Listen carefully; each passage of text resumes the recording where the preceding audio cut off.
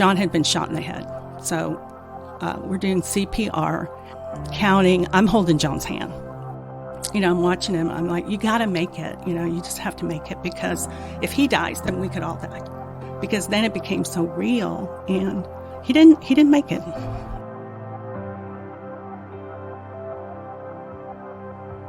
So team is launching. We're bailing out of our car, sprinting up there. Everybody's raining down on this thing, and gunfire comes from inside the car. You can see the muzzle flash through the darkly tinted windows. First shithead up front takes a Tech 9 out, holds it to the side of Kathy's head, and goes, drive. And that's when Larry parries the gun away from Kathy's head, drives 3 rounds through the seat, and kills the guy. Other suspect in the back was killed. Larry was killed. Of course, the guy up front was dead. But it was one of those things we didn't know how much we didn't know. And so when you're in narcotics, you think you're doing everything right because it turned out okay. And that was one thing, too, after the Larry Bromley incident. I hated, the 2 statements I hated was everything turned out all right, which means you were lucky, or the other one is this is the way we've always done it. I hated those 2 statements. It was like fingers on a chalkboard for me. I didn't know what I know now. I just knew, how does anybody survive this? That was my why. Because, when you're looking at officers who are supposed to be there to protect, and they, horrifically make an accidental death happen, I really thought, how do you survive this? I don't know how you survive this.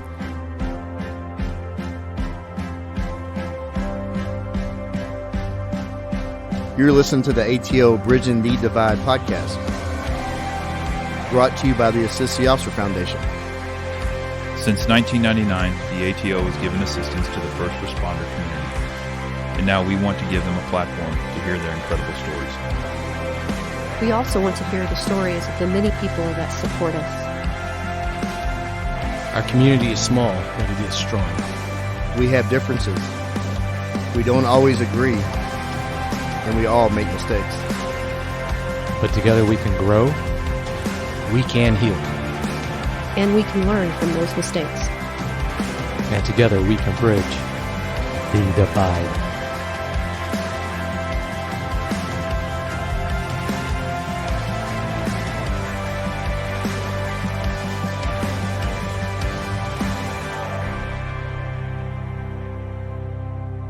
Hello, ATO listeners. I'm Joe King. I'm here with a national treasure, Misty Van Kuren, and Josh Ortel.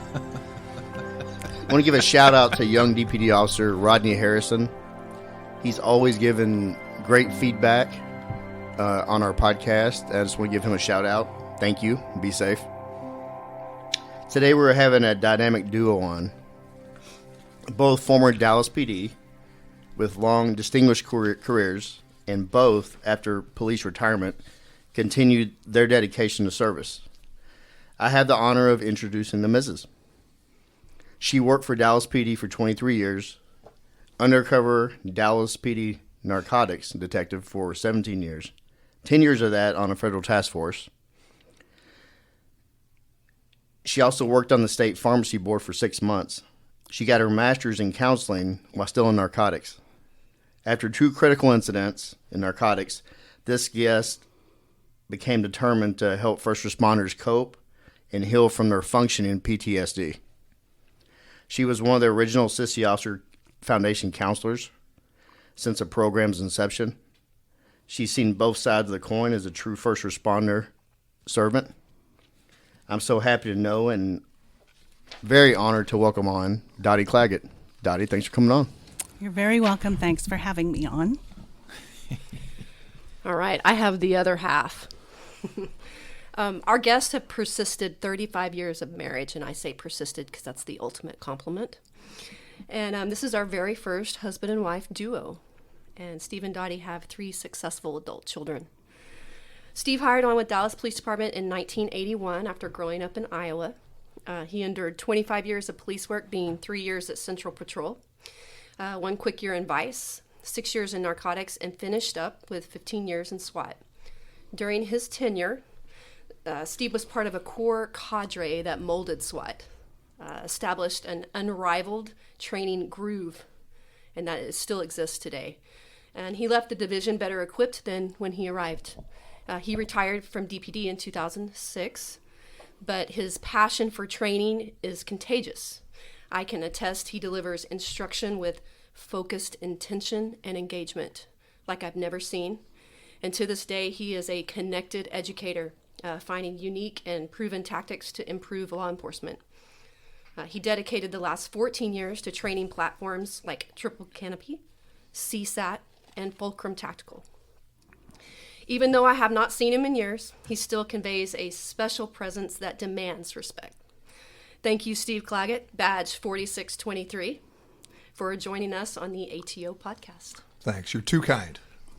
Too kind. I told you it'd be good. Yeah, that was. She's the best. Excellent. There's nothing inappropriate. All right. Are y'all ready to get into this? Sure. Let's do this. All right. The first question is for Dottie. When did you decide to become a police officer and why Dallas? Well, okay, my story is a little bit different because I was at UT Austin after high school at Duncanville High School. And several of my friends were coming back to Dallas, so I thought, okay, let's go to Dallas and I'll start looking for a job. And I was actually wanting to be a flight attendant. So I know you didn't know that. So I now. I'm imagining you in the American Airlines outfit. Yes, actually, The scarf. Yeah, with and the scarf. Go, Back go. Totally then. see that scarf. Go-go Yeah. boots. No, that was Southwest. Oh. So, I guess I did an internship at UT with the law school, and I went to some training, and they wanted to try to recruit FBI agents. And I never thought, wow, that's kind of interesting. So even when I got to Dallas, I thought, well, let's check the police department because they wanted 3 years of work experience or they wanted a law degree or an accounting degree. So I was partly thinking I needed to get 3 years of PD experience and then I was going to try to go to the feds. But really, I applied to both American Airlines and PD, and I said, whoever calls first is where I'm going. PD called first. Dallas calls for And here you All are. the time. They do. We just beg people to come here. Oh, so that's where, I went ahead and I was in the academy. I was trying to remember dates because I can't remember dates, but I graduated from the police academy in 1981. Now, you guys weren't in the same class, were you? No. No. So I did a short stint with Park Police, but I went through the regular police academy. And so as soon as I got over there for a bit, I said, no, I want to go to Dallas. And so I transferred over. And we were actually training about close to the same time. Right. By the time I got over. Yeah. So that's why I ended up here. That's where the competition started. Oh, Oh, yeah. It was very competitive. You'll hear more. okay. I can't wait. Hey, speaking of that, Steve, why'd you come to Dallas? Grow up in Iowa? How'd you get here? I wanted to avoid winters because growing up in Iowa and then going to school in South Dakota, the winters were brutal. So, and I had family down here. My aunt and uncle lived down here. So I came down during spring break my senior year and loved it down here. I can't say that I was drawn to law enforcement. I think it just kind of ended up in my lap because I couldn't find a job doing anything else that I liked. So I tested with Dallas, Richardson, and Plano. And I was kind of like Dottie. The first one that called was where it was going to go. And Dallas was the first one that called. So, Was Dallas's gang, clearly. yes. You played Yes. football, right? I did. And that was probably part of my problems physically today, just from that. But, From collegiate football? sure, we beat ourselves up. So it's all good. South Dakota, what was the University? I always get it mixed up. University of South Dakota, University of South Dakota. Yeah. You were defense, right? yes. I was. Were you linebacker or DB? Strong safety. Okay. Yeah. All right. So kind of a mix between the two. Wasn't fast enough to be a DB and not big enough to be a linebacker. Okay. Okay. So there he was. Like a Darren Woodson type. Yes. Yes. We'll say that.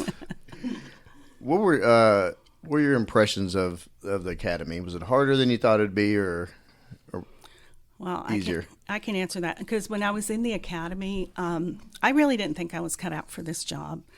I mean, I was a drill team lieutenant, dancing most of my life. I was a dancer. I was not even an athlete.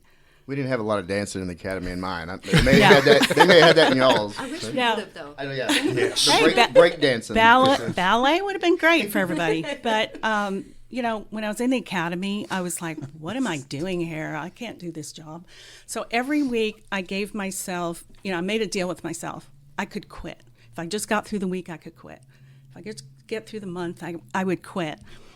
And then, you know, each week passed, and I don't know if anybody remembers, but our PT training officer, he scared me a lot, and I was not a runner, and he would make me run back when we had Bachman Lake. Yep. Okay. So he goes, you're going to, you know, I was never last, but I was second to the last or the third to the last, and he was going to run with me, and he said, you're going to beat this time. And I was terrified because I was not a runner. But he scared me so bad, and he called me all kinds of names that I have never been called in my life. Friendly? Like what? Yeah, Can I give say one it? example. Okay. No. Well, I'll give you two. Bitch and hoe. Wow. I know. We hear those all the time, don't B's we? and H's. Yeah. And he was yelling that as I'm running around the lake he's going, just prepping you. I'm quitting. I'm quitting as soon as I'm done with this race or this run. Or after this day, I'm quitting. So every day I thought, what am I doing here? You know, but I got through the academy. I even said, okay, when I get through training, I'll quit. When I get through probation, I'll quit. And then 3 years, I'll quit. And then I was there 23 years. So you learned B's and H's Earlier. early. Yes, because Yes. I So you didn't went, have to learn it from the street. I've never It been was called that. appropriate back then. You could do that. I know. They got away with a lot. But Did it work? it worked because I'm man my time. I was like, wow, I did that. You know, I was proud of Yeah, I myself. was going to say, were you proud of yourself? I was proud of myself, but I was like, man, you're mean. So, And then you hit the streets and you saw Mean. oh yeah. Yeah. And he probably prepared me for all that. You know, thank you, Frank. Yeah, and just to be clear, they were all about just mind. Everything was just trying to change your mind or get your mind right. And not only Frank, but a guy. I think his God-given name was Crusher. Back in this is about early '80s. Physical phenomenon, huge guy. Did he have a mustache? No, he did not. No, he did not. He was just shaved head. Even back then, just a big old guy. And he would just sit there on the stationary bike as you were lifting weights, and just look at you, stare at you, and scared you to death. You were like, I'm doing something wrong. I'm doing something wrong. And he'd just slip a That's little awesome. comment in, do more weight, or more reps, and then of course you guys may know Jack Parrott. He was probably the last guy. He was the class supervisor. Oh, wow. Oh, what a prick. God, that guy, and love him today, but he was there just to get your mind right and see if you were cut out to be a cop. That was his job. He still And did it at was- the range. Oh, yeah. Yep. But he would I hated him. I hated his guts because he would treat guys and gals in the academy, he'd pick the guys out and he'd just wear them out. And when we graduated, he came up to me because he knew I hated it. And he goes, so what do you think now? And I go, I don't know what you mean. And he goes, why do you think I was being an ass? And I said, because you're an ass. And he goes, no. He goes, would you want that guy to be your partner on the streets?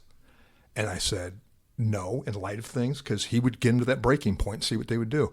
And it was genius once I thought about it, and the fact that he was able to go through. But he was a Marine, so of course he went through that too. But it was the whole academy was set up for that, for success or failure. But they wanted it to happen in the academy instead of happening on the streets. So that was genius. And then of course, I got to bring up. No, I guess I won't bring that up. Oh, please do. No, come on. Yeah. We want to know now. He's still around. That's Oh, okay. okay. He probably doesn't listen. No, my luck, he'd listen. But no, there were some great personalities in the academy. Not only people you went there with, but the problem with my group, my academy, we started out with 35 and we ended up with 17. Yeah, we were destined for mediocrity. So, but when your first day in the academy is December 7th, Pearl Harbor Day, and you graduate on April 1st, April Fool's Day, you are definitely destined for lesser things. So we fulfilled that. Wow. After both y'all graduated, what stations did y'all go to? Central. We were Both of both at us. Central. Both at Central. Okay. That's how we met. Okay. So you started in 81, and Steve went in. 81. I was. damn. Okay. I was December 81. Okay, and you. I don't even remember the You don't date. But I was at Central. I went straight to Central. Okay. And we had one training officer that we both had. who specifically told her not to date me. She clearly didn't listen to. No. Well, in the academy they told me don't date cops. I went okay, and then don't date one at your station. I went okay. Yeah, it took me 25 years to finally date a cop. So, yeah. Yes, it's very challenging. What was the culture like in Dallas in the 80s? I mean, I'm always mentioning J.R. Ewing and Bobby Ewing and the big shitty hair and clothes. They brought these pictures, and there's lots of good 80s mustaches. No. Yeah. We've got a lot of good Oh yeah, pictures. oh yeah. Quintessential like The mullet. I don't know if there's one in there. From my perspective, when we went through the academy is when Hill Street Blues hit. I don't know if you remember Hill Street Blues. That's one of the best cop Iconic. shows ever. Iconic. So we thought that's what real cop work was. So we were prepping ourselves for that. And it was funny because some of the personalities you saw there, you'd actually see in the police department. You go, oh my God, that's Renko, or that's so and so. So that was kind of the neat thing about it. But the best thing about the '80s, it was the death of disco. Finally, it went away. That was my favorite. I know. That's yeah. Oh, I love disco. Oh I no, love disco. no. Because the clothes, everything just screamed. It was beginning of metrosexuality. That dress. I'm like, no. We had a lot of chest hair, too, hanging out. Yeah. I did not. He didn't have any. He was baby faced. No, it was t-shirts and jeans. Yeah, I can't wait to post these pics when they release this. Don't show him. To I didn't Steve, sign off on whatever those. you do. No, unauthorized, The right? moon sweater. Yeah. He will be mad. I'm telling you already. Well, this is for both of y'all, and y'all could decide who's going to go first. What was your favorite part of patrol? What'd you gravitate to as far as work? I had the best time in patrol. I was working with Steve Salaya, and he was my partner for a while. He got me in trouble, but it's okay. Steve? Shocker, I know. Yeah, because we chased dope and, we answered calls. And it was really a good time. And I got really close to everyone around me. I just loved everybody that I was working with. We were off duty together, on duty together. I mean, we spent all our time together, and they became family, which is probably another reason I stayed so long. I had a blast. I really did. With a few of the things that we'll eventually talk about, some of the things that happened,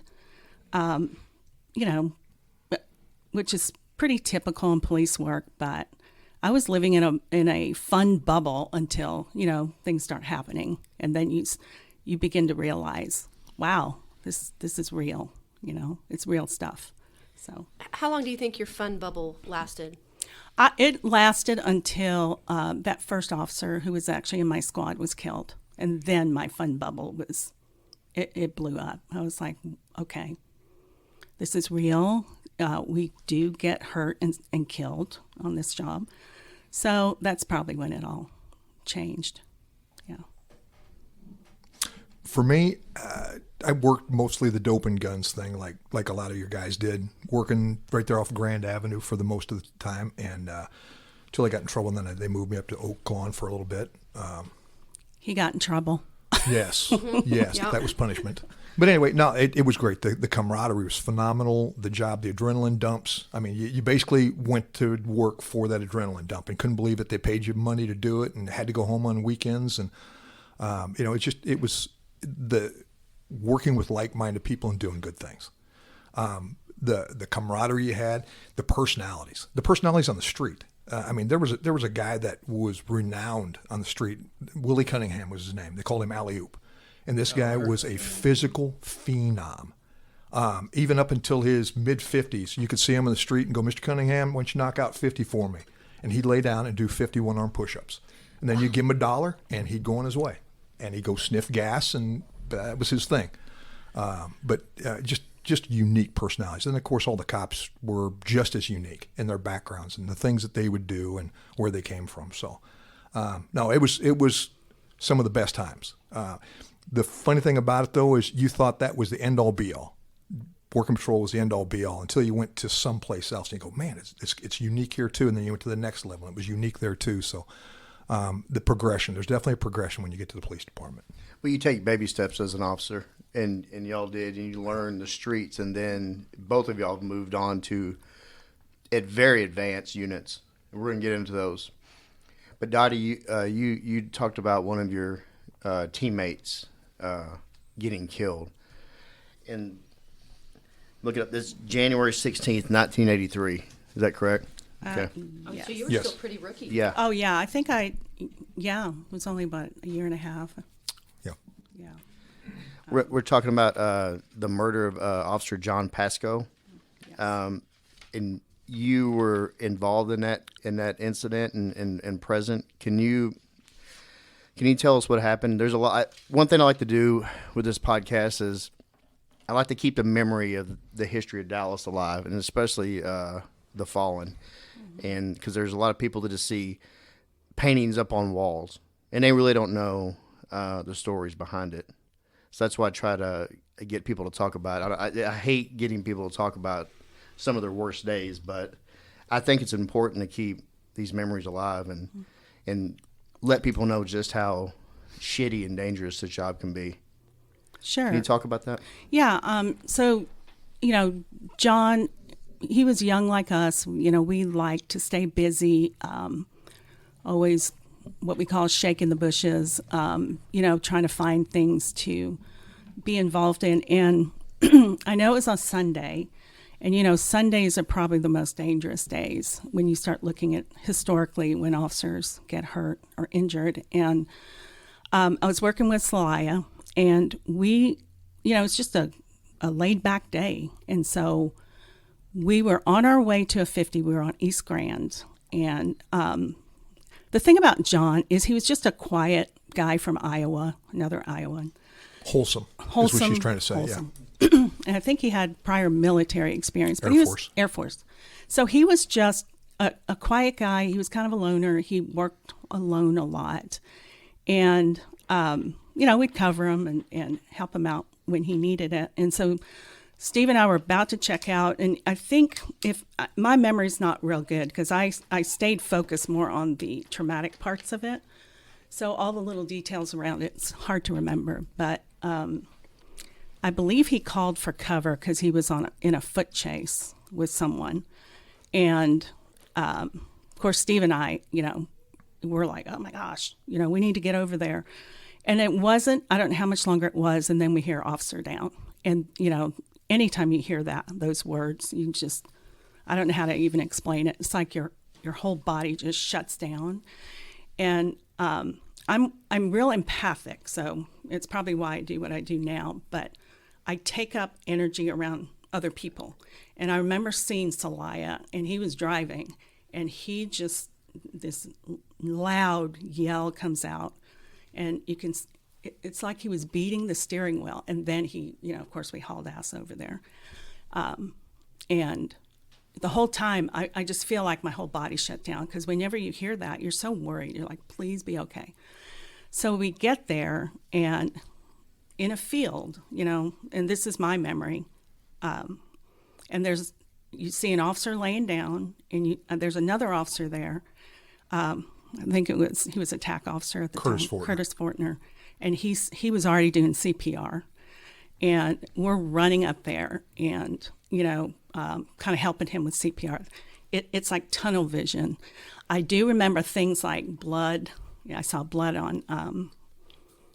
I'm assuming it was Steve's cheek. You really tend to hyper-focus in on things like that. And John had been shot in the head. So we're doing CPR, counting. I'm holding John's hand because we were all trying to help him. And, and when you're waiting on paramedics, it just seems like it's forever. Sure. Those probably were seconds, but it's like, oh my gosh, they got to hurry up, and we never really knew where he was shot. We heard later where he was shot, but you just don't think about that, or I didn't. I was just focused on making sure, he's got to be okay. So only the next thing I remember is being at the hospital because there's lots of blanks in there when it's a traumatic event. And he was on life support. So, I'm watching him. I'm like, you got to make it. You just have to make it because if he dies, then we could all die, because then it became so real. And, he didn't make it. So He was only in his 20s, right? yeah, he was young. He wasn't married, had no kids yet. I think he had a dog, and then the things that happened afterwards. I think I barely remember, but then my sergeant came to me and said, "You're going to be a pallbearer. You're going to fold the flag." And, back then, and this was my first officer death. And so part of me was, detached, but the other part of me was like, you want me to fold the flag? Like, what? Because I've never done that. I hadn't even been to a funeral. And he goes, yeah, you're going to do that. And then, I love the custom of staying with the body. And so I had to, of course, we all took turns, Steve and I. This is something we shared, but honestly, we never talked about it, which is kind of weird. So, somebody took pictures, and I didn't even remember there were pictures and we had to fly him to Ames, Iowa. It was really cold, and I was a nervous wreck. I mean, I had to practice the day before how to fold the flag because I had never done that, right? And so I do remember how detached I was the whole time. I barely remember the funeral at all. I just had to do the things. I do remember one time when, the viewing that happens before you take them home. I had to stand next to him with the open casket, and I'm standing there, and I remember one of my friends from Central came up, got real close to my face and said, just let it go, let it out. And I don't know what was on my face. I was just trying to be as small as I could on the inside. And, those things stay with you forever. 30 years later, I did an EMDR session when I was learning how to do EMDR, and that comes up. I was shocked. It was still imprinted.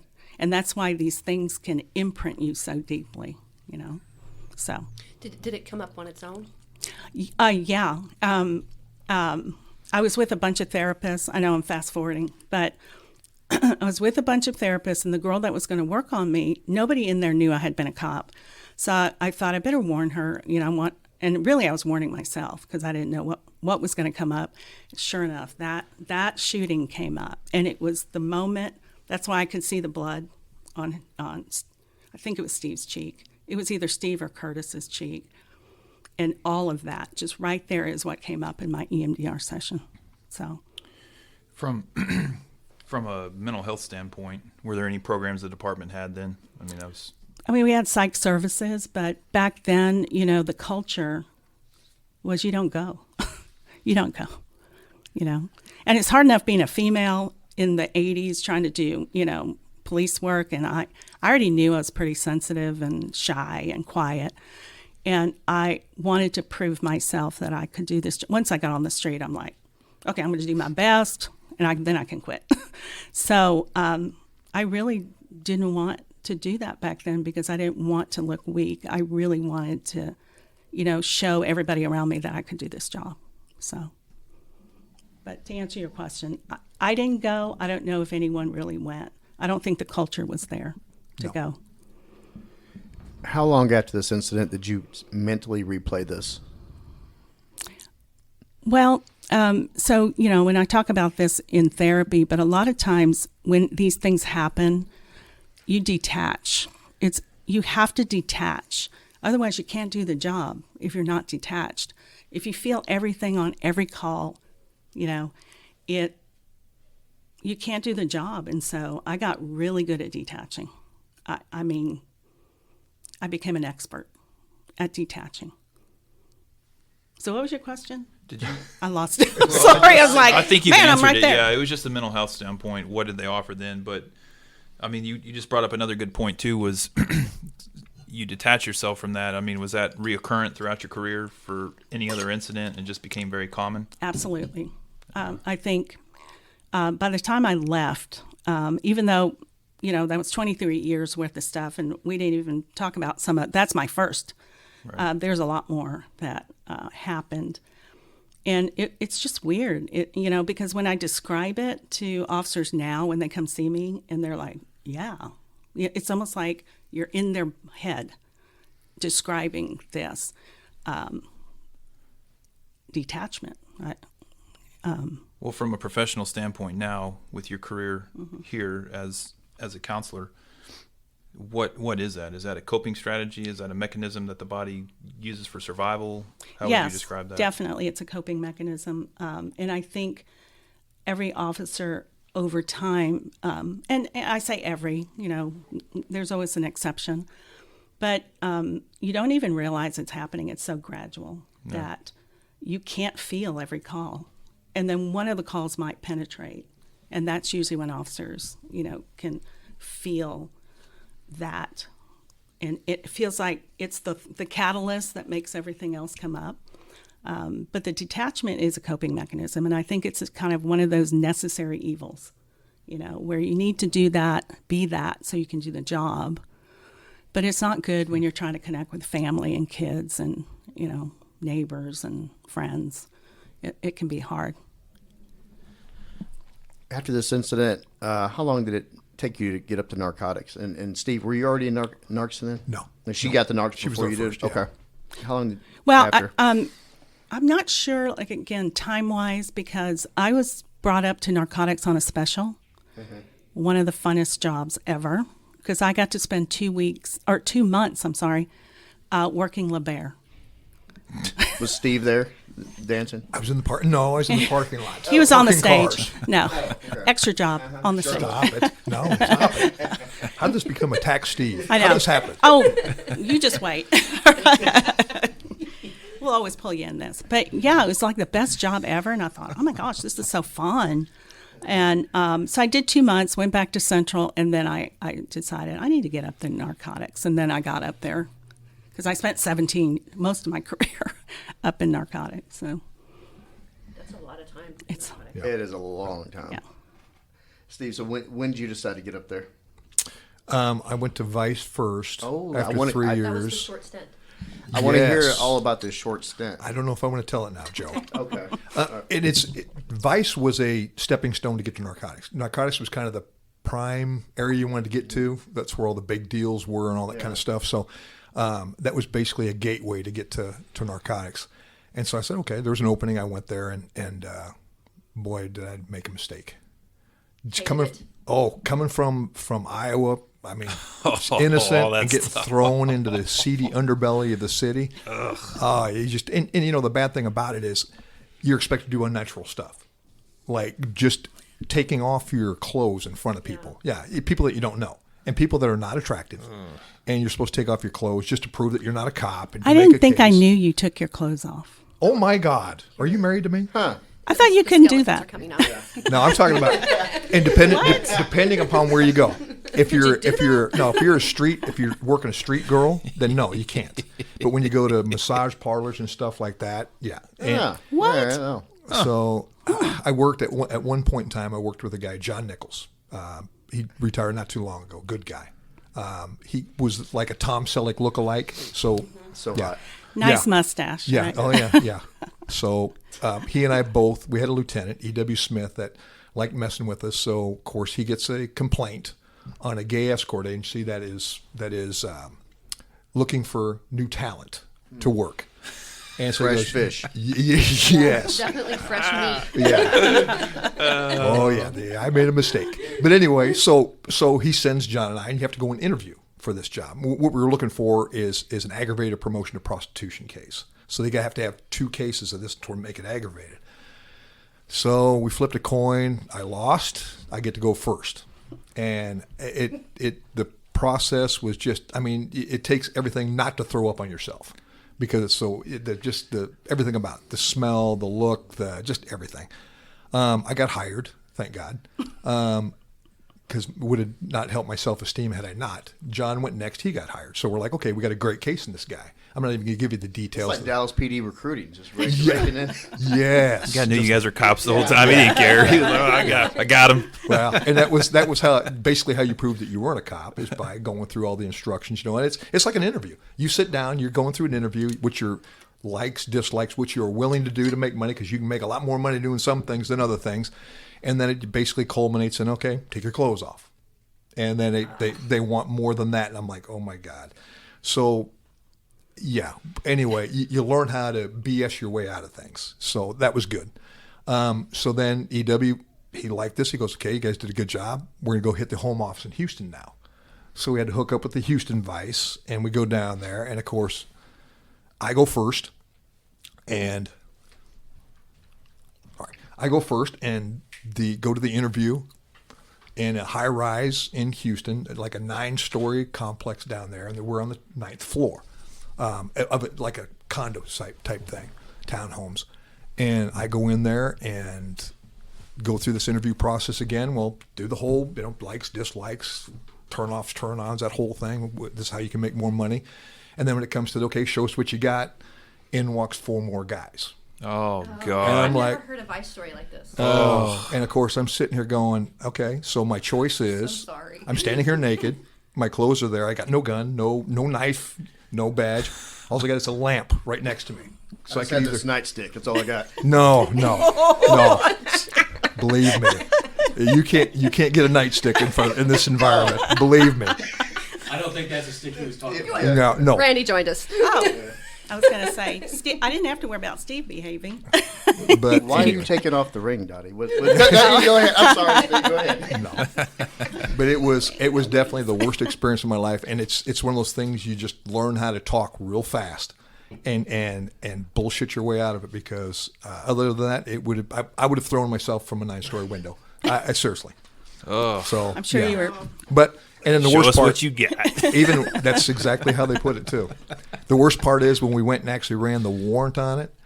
The same 5 guys are in there, and all of them are in the midst of, I can't even describe it. Words can't not describe what we caught them doing. But you're just doing everything to keep your lunch down. I bet words can describe it, but No. we probably should. Yeah, we'll leave it at that. Thank you. my goodness. Appreciate I you. don't even want to hear We'll pause that. for a session. I don't want to hear it. We'll pause for a session. One quick year in life. Yeah. We might need to take a smoke break. Anyway. So after That's why Vice, he's joking. after He's joking. after that Vice stint and successful operation, Uh-huh. very successful Stop it, operation. Joe. You get up to narcotics. Yeah. Were y'all up there together? There are times where, because you were 6 years, I was 17. So, yeah, we spent. When he went, were y'all dating or had y'all met? I think we were married. Married at the time. You were already married. We were. Yeah. Oh. Yeah. Because we married in 86, but we were in different squads. They made us have. Far away from each other. Yes, we had to be because we were very competitive. But you didn't know about that Vice thing before y'all got married. She knew. Oh, I knew. I didn't know to this detail, but I know. Joe's really interested in that. I'm actually over here Googling. But Well, I tell you what. Look at He didn't another- talk about it another much. little side Let me note. just say that. Ted Poe. Anybody know Ted Poe, the name? is that your nickname, Ted Poe? Poe, not I'm Poe. sorry. Okay. Ted Poe. Oh, P-O-E. Poe. too. I heard it. He was a congressman here in Texas. He was also the judge on the case when it went to trial. He was the guy that used to remand people from the state. He would say, okay, you're caught stealing from Walmart. You're going to stand out in front of Walmart with a sign saying, I stole from Walmart. He was very creative in his penalties. He ran for state Congress and won. But it hit a slow news week that week. And so this was like front page news. Me, John, and Ted Poe. That was picture on basically the front of the newspaper. And it's like gay escort agency gets busted. So this knucklehead from my hometown, Atlantic, Iowa, from my hometown, is living in Houston. He sees this, doesn't read the article, and thinks I've been arrested for gay prostitution. So calls his mom, who calls my mom. My mom calls me crying, thinking I've been arrested. I'm like, oh my God. So yeah, it's a non-ending story. I want to find that news article. Anyway, Steve, both of y'all had so many critical incidents that probably still haunt you. Can you take us back to 1986? You were robbed in the very elegant Globe Romantic Motel in South Central. Could you describe that incident? Yeah. Just so you understand, basically working narcotics is broken down into either running warrants or doing buy busts. Buy busts is where you show up with either money or dope, depending upon if you're buying or selling dope. And you go through undercover negotiations and all this good stuff. And there's a bust team basically waiting out there to knock them down when the deal's over with. So my genre that I worked in was either everybody had mullets on my squad, so that it was that time of the in history, and I was playing rich boy with driving a 928S Porsche, and simple white boy out there buying dope. So I end up at the CI introduces me to this broker who is going to have his suppliers bring me drugs, a couple kilos. So we end up down there. My sergeant and my squad are out in the parking lot, and they've got 2 TAC guys there that are helping out too. It is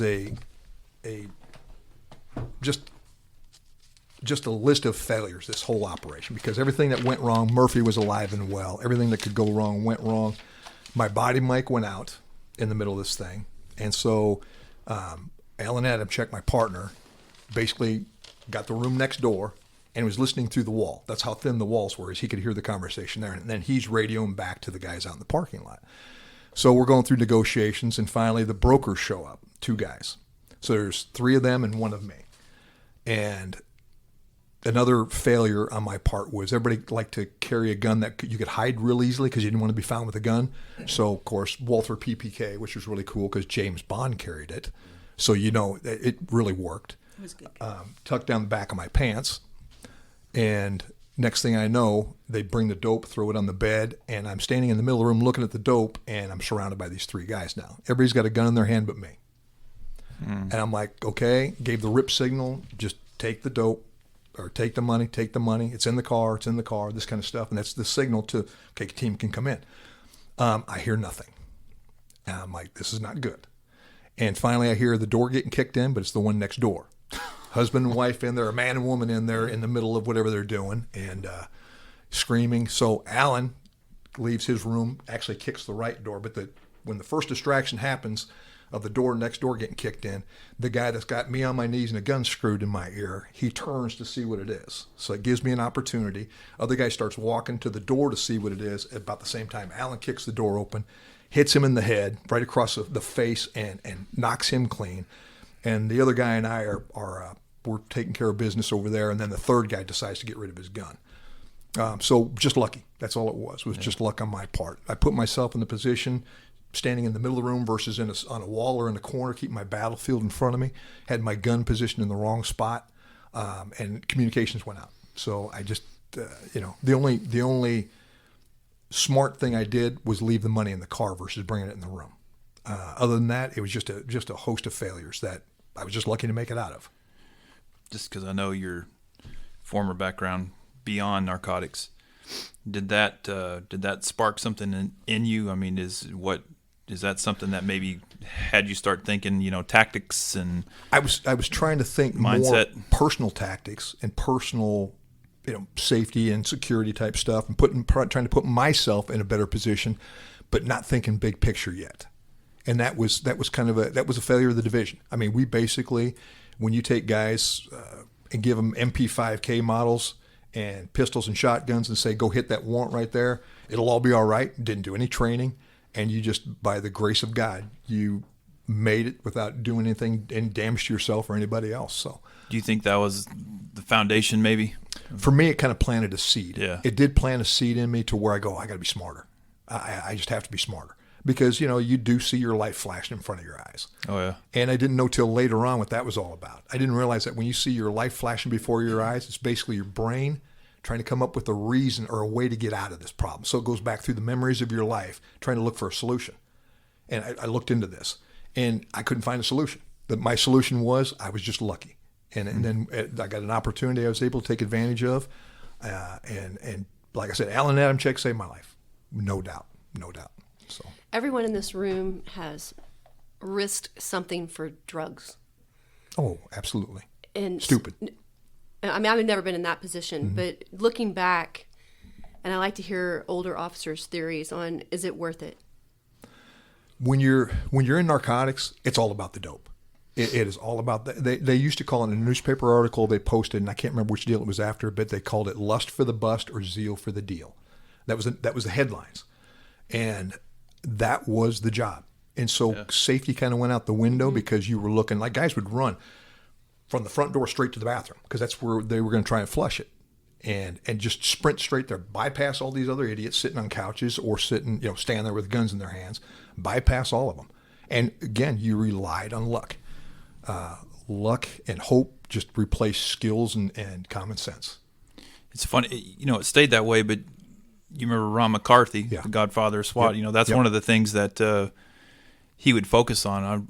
I remember we'd get hell-bent over marijuana warrants, but that was one thing that he would preach, why are we risking all of this for the marijuana, right? Yep.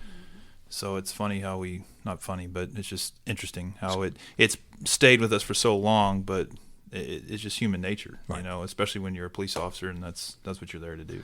Well, and even you see that even on the street.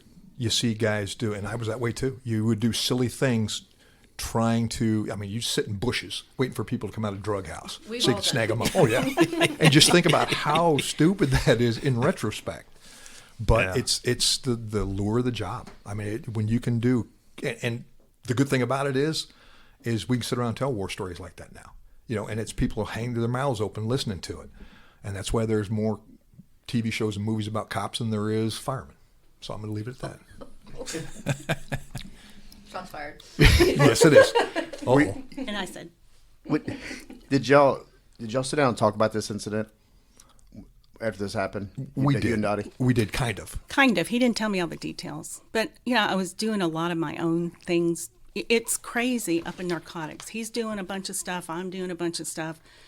And then at home, we're both going, look at all this stuff, because we talk about our stuff. But it was more in how cops tell cops. It's like war story. It's minimized. It was almost minimized and in passing. Definitely. Yeah. And I didn't, it wasn't until years later that I didn't realize how close he came to getting killed that day. But it's the life we lived back then. Steve and I were both doing dangerous things all the time, and in a way, we kind of got competitive with each other on who could Not be. kind of. Well, We were who competitive. could do the bigger deal? Who could? And so when I hear that, I feel like, wow, that's crazy. Especially now I'm a therapist now, and I look back and I think there is so much stuff. And when we were talking about all our stuff, I thought, oh my gosh, look at all the stuff we went through And survived. and survived it, and even our marriage survived it. That's a miracle in itself. That's amazing. It is. It is. Yeah. How did y'all navigate the police relationship? And how did y'all decompress from these incidents? We're going to get into some more incidents that are heartbreaking.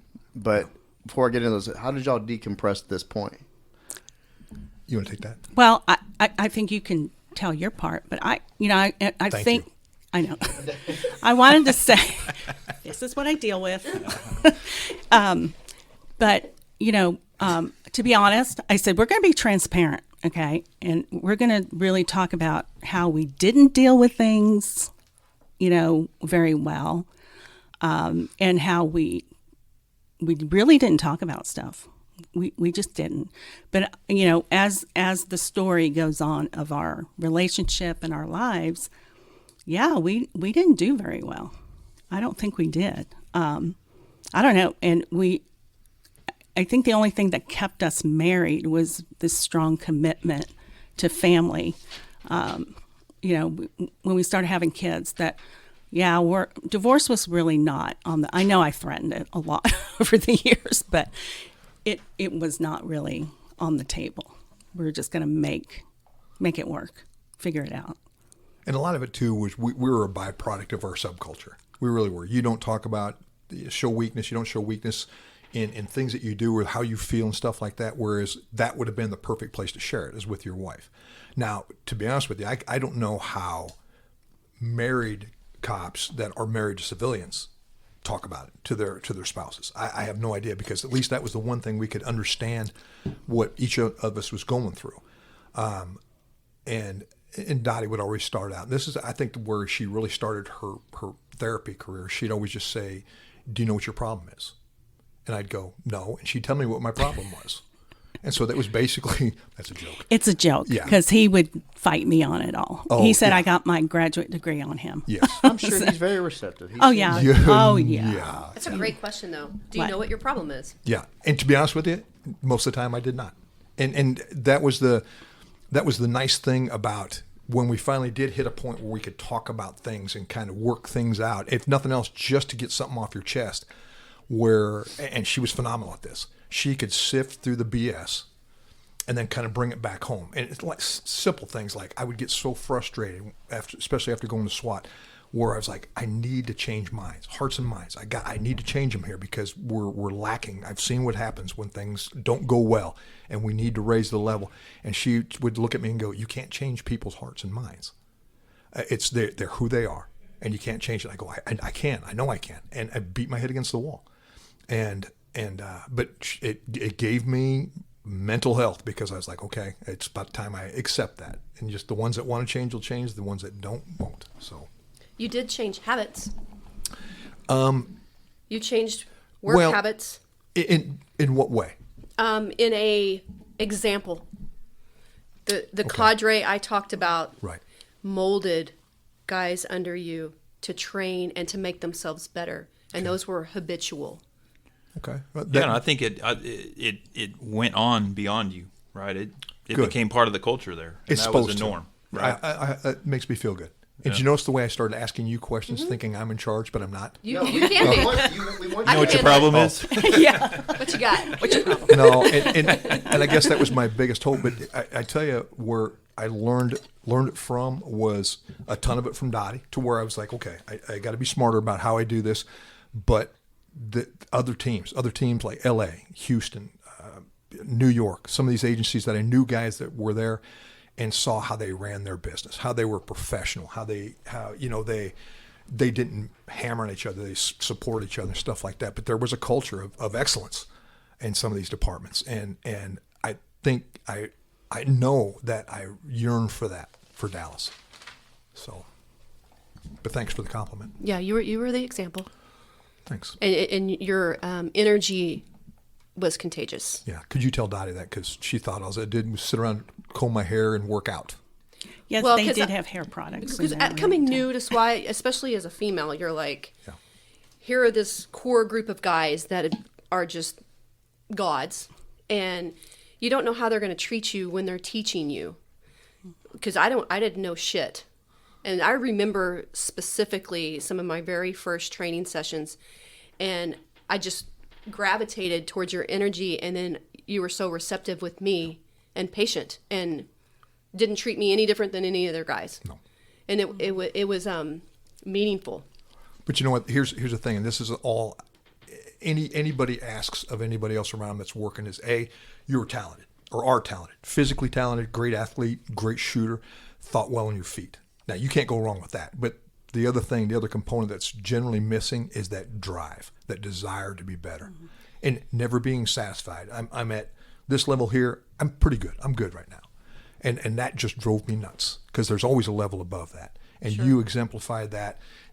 I'll tell you a story about you that people don't know, and it's not a big story, but she comes up to me and she goes, how long do I have to be here before I can start pushing back on people? I don't remember asking that. Oh yeah, and I suppose you asked Steve, and he just went, "What do you mean?" But and so and I go, "Well, what do you mean?" She goes, "There's just one guy over here that's just driving me crazy, riding me all the time. I'm not gonna say who it was, but how long do I have to be here?" I said, "You've been here. I think you were there 6 months, 6 or 8 months, something like that." And I said, "As far as I'm concerned, you're cleared hot."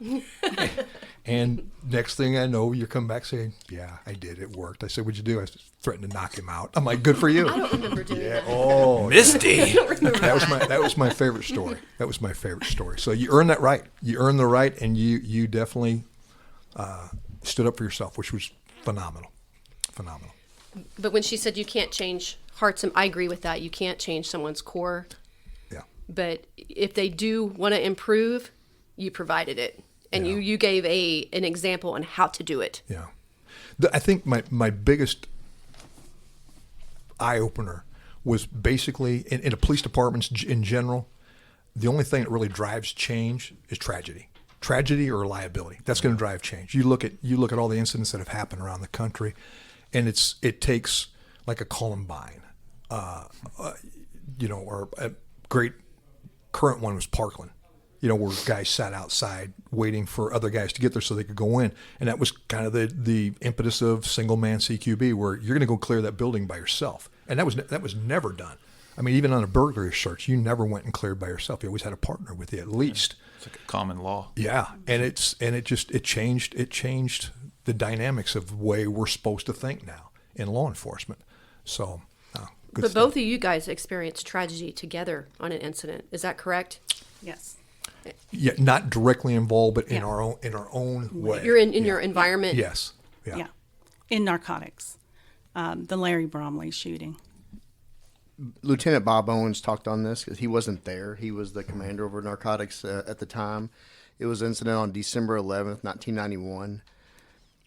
Steve, could you describe that whole operation and what went wrong? And I know it's tough. It's a shitty deal, but Yeah. you were actually there. And I tell you, before I can get into the story, I got to introduce Larry Bromley to you guys. Please. Phenomenal guy, super smart. And I don't say this because he's passed. He was a Tennessee hillbilly that was just super smart.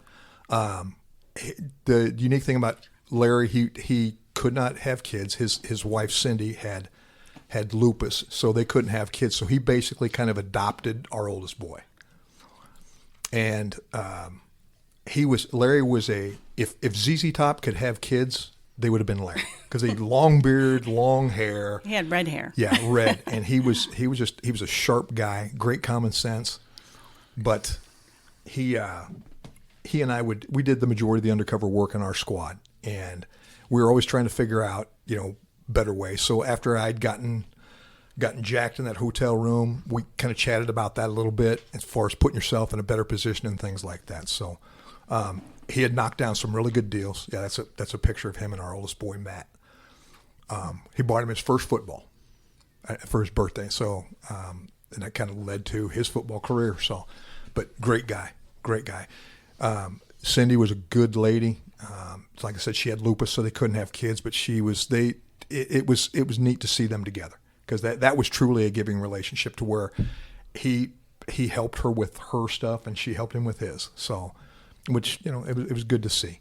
But anyway, so Larry he had bought dope from these two knuckleheads, and he and Kathy Hall, it was Kathy Hall at the time, it's Kathy Dela Paz now, and they were going to do a culmination deal for a couple of keys. And we were in a Bennigan's parking lot on Camp Wisdom down at Oak Cliff. And it was dark, December, a little bit chilly. And we knew that there was going to be a supplier was going to bring dope, hand it off to the broker, who was going to hand it off to Larry. And like I said, they'd made a previous buy, went good. So the expectation was it was going to go well in this time too. So we had to enlist another squad. They had a van, so we were going to make them. They were going to be the takedown on the car. We were going to be the takedown on the suppliers. We were staged in different vehicles so we could set up, surveillance and stuff like that. Anyway, they came over to the car. Larry flashed the money. It was all good. And then they went back to their vehicle and get the dope. Now, the takedown van is basically 3 car slots away. So basically they dump out and they're on top. It had curtains in it. It was perfect. Setup was good.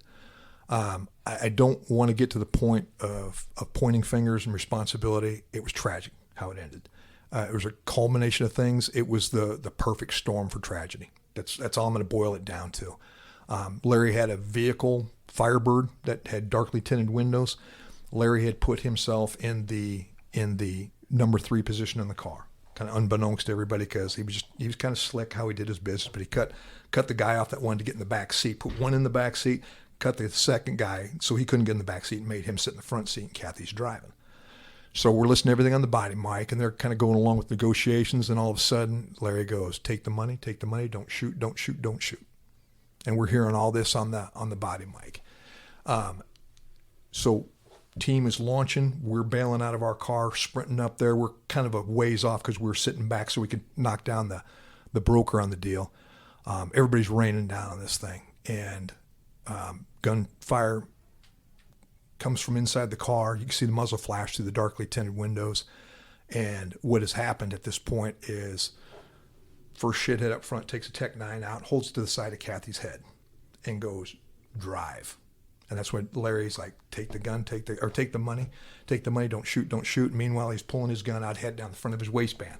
He learned from my mistake on that, having it in my back waistband, so it ended up in the crack of my ass versus in my hand.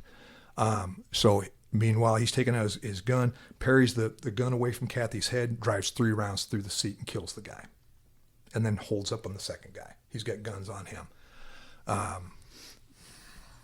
When the team started firing on the car, one guy, Joe Rixmeyer, had the presence of mind to extract Kathy from the driver's seat, which was good because there was rounds that went through her car, her seat.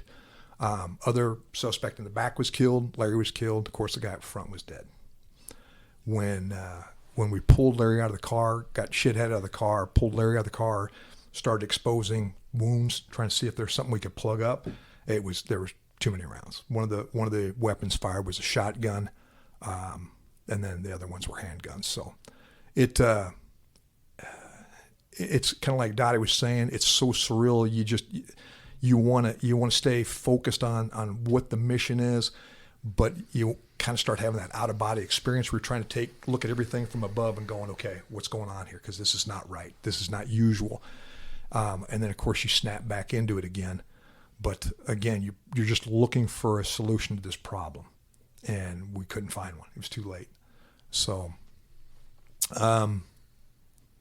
they obviously ambulance came after we're doing CPR on him. Ambulance came, and he was past gone.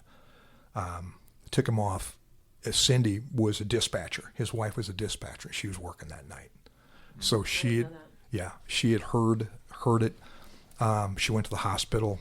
And we went and started doing our caper stuff. Later that night, we got a text from her wanting to talk to us. And so myself and one other guy went to her house. It was late, real late. And I remember standing there and looking at the numbers on the door.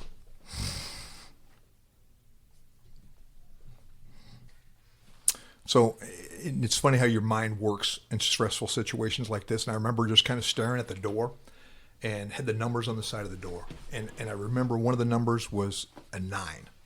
I'm just looking at that 9. It had the 2 little nails in it holding it in place. And I go, if you take that top one off, it'll roll over and become a 6. That was going through my brain. I'm like, and I snapped to and go, what was that? What was that? Where did I go there? And I think truly that, and I learned this from Dottie, it's kind of a self-preservation mechanism, to where you want to, you're trying to make things more comfortable. And Cindy came to the door, and I mean, she was truly frail. She had always been frail as long as I had known her, because she was battling lupus and all this good stuff. So, and no sooner do we get in the door in the room, and she turns and looks at me and she goes, "How could this happen?" And my answer was, "I don't know." And she cried. We cried. And it was just one of those moments where it was a life-changing for me. In what way? It was, I decided then I could not, it was unacceptable. I don't know it was unacceptable. And that was my why I became who I became. Because I didn't want to be in that position again. So, after Larry's funeral up in Tennessee, which there's hilarious side stories to it, which I can't tell now. But I'll suffice it to say that it was a Sunday that we got there. The locals showed up at this terrible hotel we were in, or motel. The blue laws were big in Tennessee, so we couldn't buy beer.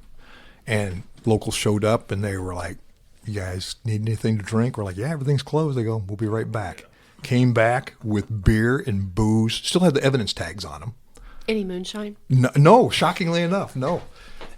But anyway, it was. But and then it was kind of a release for us, and it is amazingly painful because we did like they did with John Pascoe. We sat on him throughout the night and all that stuff, And it is amazingly painful to sit there and look at a guy that was your friend, co-worker, and just see how truly fragile it can be in law enforcement. So, Did that change y'all's relationship? no, not really. I think it brought us closer, but to be honest, and this is, Steve kind of showed that. I think we're both a little surprised. He still can react, all these years later. But one thing I noticed, he was not okay after this. No. I would say, and I have a list of PTSD, and he definitely had all the signs of it for at least 2 months. I 2 created months new after ones, in this, fact. he probably created I did. new ones. I did. But, I didn't know what I know now because I hadn't gone to school yet. So I just knew, how does anybody survive this, especially friendly fire? And that was some of the things, that was my why to go, because, when you're looking at officers who are supposed to be there to protect and they, horrifically make an accidental, death happen, I really thought, how do you survive this? I don't know how you survive this. And, and I'm sure from Bob Owen's story, what happened, a lot of them ended up leaving and they transferred out. And, and it's not that simple. You don't just go, all right, bye, you're out of narcotics, you're quitting, you're retiring. But what happens to you? I mean, that's still imprinted on you very strongly. And I was going to share a story that, and I don't remember where along this time, it might have been where I actually went to a therapist.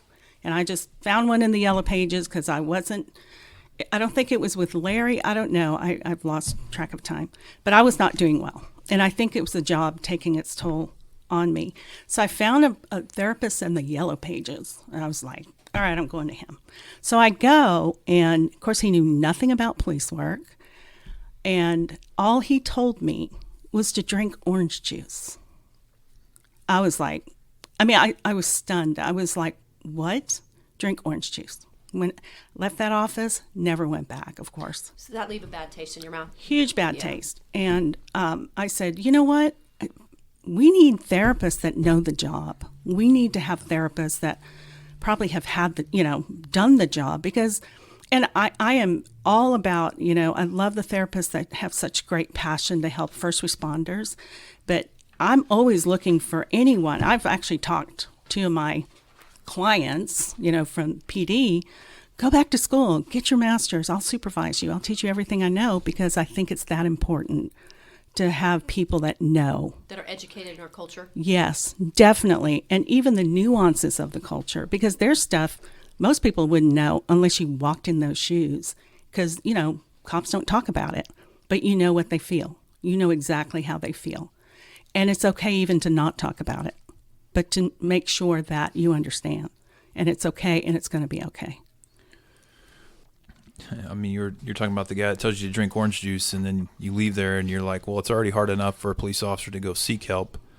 And then here I am going to somebody that's telling me to drink orange juice. What the hell have I gained out of this? And then most people, that may have just driven them away, period. And then that puts you down a spiral, as you know. And, our suicides are already up high enough and people just can't cope with anything. But that also shows the leaps and bounds that people like you have succeeded at over the years, is that, it's still, that stigma is still there for the culture, people, but now people are more willing to go seek help. But the fortunate thing is, like with the ATO, we have our selective counselors. They're all individuals that have been vetted, and they're individuals such as yourself that know the first responder community.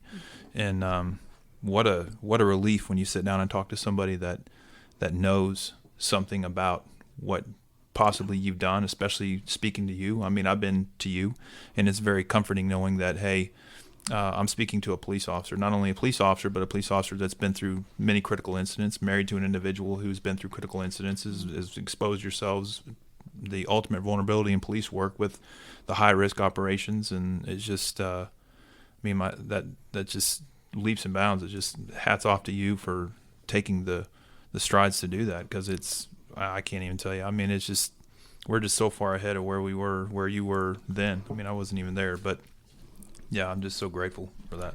Well, thank you for that. And we didn't have ATO when Steve and I were on the department, and we had psych services, but then there was that hint of being afraid. I mean, I knew Dr. Al. I actually interned with him, and I loved Dr. Al, but you were still afraid to go, because what if they think you're crazy, or what if they think you can't carry a gun, or you shouldn't even be on the street? And so there's always that hint. Now, some of the stuff people say in my office, I'm like, it's fine. Don't worry. Because, they hesitate. But a lot of people that come see me don't know that I was a cop. I mean, sometimes I share it, sometimes I don't. I try to at least let them know somewhere in there. If they're feeling uncomfortable, then I'll let them know. But, it's not something I advertise. It's not something, it's not about me, as I say, in the room. But I do notice a lot of people seem to relax, because then they know they can say whatever they need to say. Dottie, that's one of the big reasons I wanted to have you and Steve on, just have a duo, and then also the job you're doing now. You're right. There's a lot of officers and first responders that go to you, police and fire, that they don't know that what you've done before and what you've been through. Critical incidents stacked on top of each other, both of y'all, and both of y'all are having lives are intertwined and having to fight through that. There's one incident I want you to talk about when you were in narcotics, and it led to a hit being put out on your life. Can you talk about that incident and how that affected y'all? Oh, sure. So, I was working for a task force. I was doing a lot of kilo deals, and this one in particular is probably my biggest deal that I did in narcotics. Anyone who knows me knows I'm soft-spoken. I don't probably look like I was a cop or am a cop. And I was always surprised how people trusted me, when I go undercover. And it was real easy for me, or maybe it was just the trust, because, a lot of people get really paranoid when they're trying to do a deal. But I had an informant, and she introduced me to this guy. I'll never forget his name, because I used to carry his mugshot around in my visor in my car during the time he got out of prison until he went back to prison. So, huge deal, ATF, DEA, I'm the undercover on it. And it was a meth cook. It was a meth cook, ex-motorcycle gang member who had killed a Hells Angel in California. A lot of this stuff I learned later, after. But he trusted me so much, and it led to probably my biggest case. He had just cooked. He was dealing guns, and he wanted to show me how to cook. Of course, my sergeant was like, "Oh no, you're not. You're not going to his lab, because you never know if these things were going to blow up." But I think it's because he trusted me so much, and he had no idea. And by the time this thing went down, the only thing I asked them, I said, "Don't let him see me after when the arrest goes down." I was really adamant about that. And so, all the federal agencies are there. They're so excited about the bust, the deal, all the stuff they found. Like what? Oh, like all the guns, all the meth that was cooked. It was all about to be shipped out. And I said, just don't let him see me. And of course, they're like, "Oh, it's fine. Just come on down here." So I go down there. Of course, I'm in my raid gear. And he is still in the back seat of a car, handcuffed. And I saw him, he saw me, and it was like eye to eye. I knew he knew. And of course, my name is all over his arrest warrants, all over the legal stuff. So I was like, oh, great. This is not a good thing, because he was dangerous. He was a dangerous guy. And he went to prison for 5 years. Federal prison. So I have 5 years. I'm like, okay, I'm relaxed. He gets out, and I tend to forget a lot of information. I stay focused on what's in front of me. And I don't know if Steve told me or my sergeant told me. He goes, "Hey, the guy got out of jail, and he's looking for you." I went, "Oh my gosh, 5 years later, he's still looking for me?" He goes, "Oh, he's basically sat in prison waiting to get out to get me." So I was scared. That was the first time I was scared because, you know, as officers, we have our cars and our homes and everything is, you know, with your address. You got the right car because your license comes, you know, or actually all the information, like if you run a credit history check, and that's what he was going to do. I mean, this is all through an informant. And he was in a halfway house. He was going to run my credit history, pay some girl $500 at a bank, run my credit, find my car, get me. And he already told the informant how he was going to do it. He basically was going to blow me up with like regular things you can get at a store.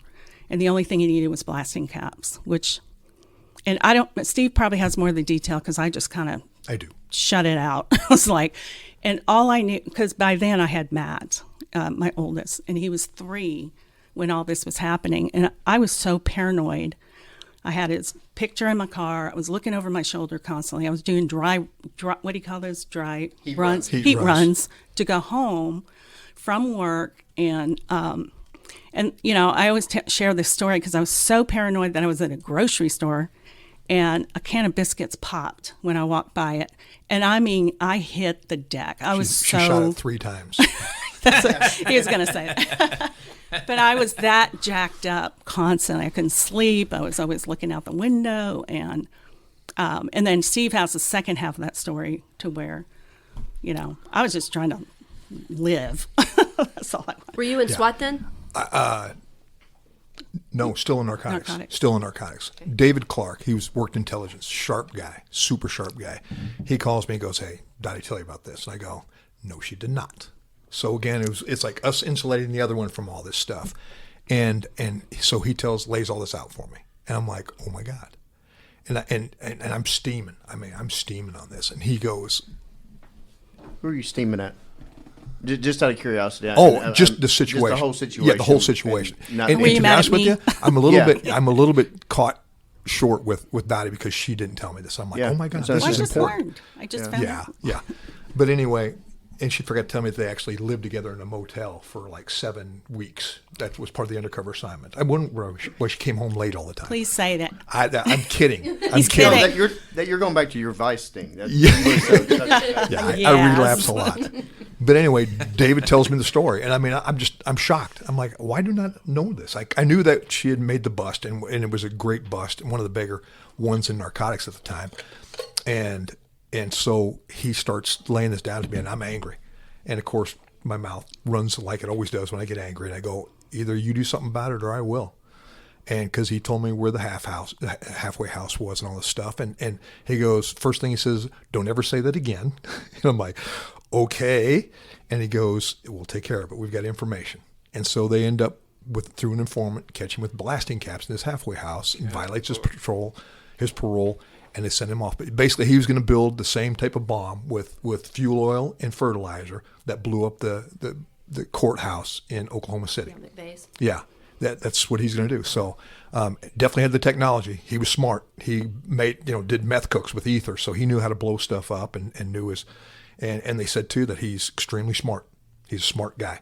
So, but yeah, they did good. And then David called me later on, a couple days later, and go, "He's back in the house." So we're like, good. So, but yeah, it's that helpless feeling too.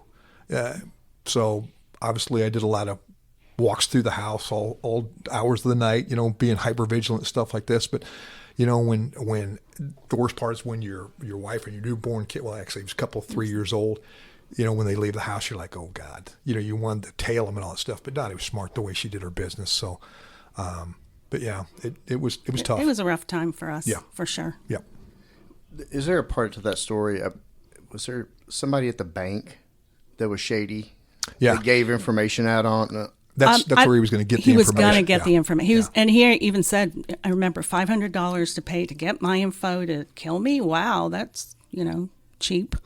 But yeah, that's how he was going to find. And that's how easy it is too. That's how easy it is to find people. And yeah. And I don't know if they ever wrapped her up in the deal or not. I didn't care as long as McCart was gone. He actually did it. I think he was telling somebody that. Did you actually say his name? No, don't say. What's his status now?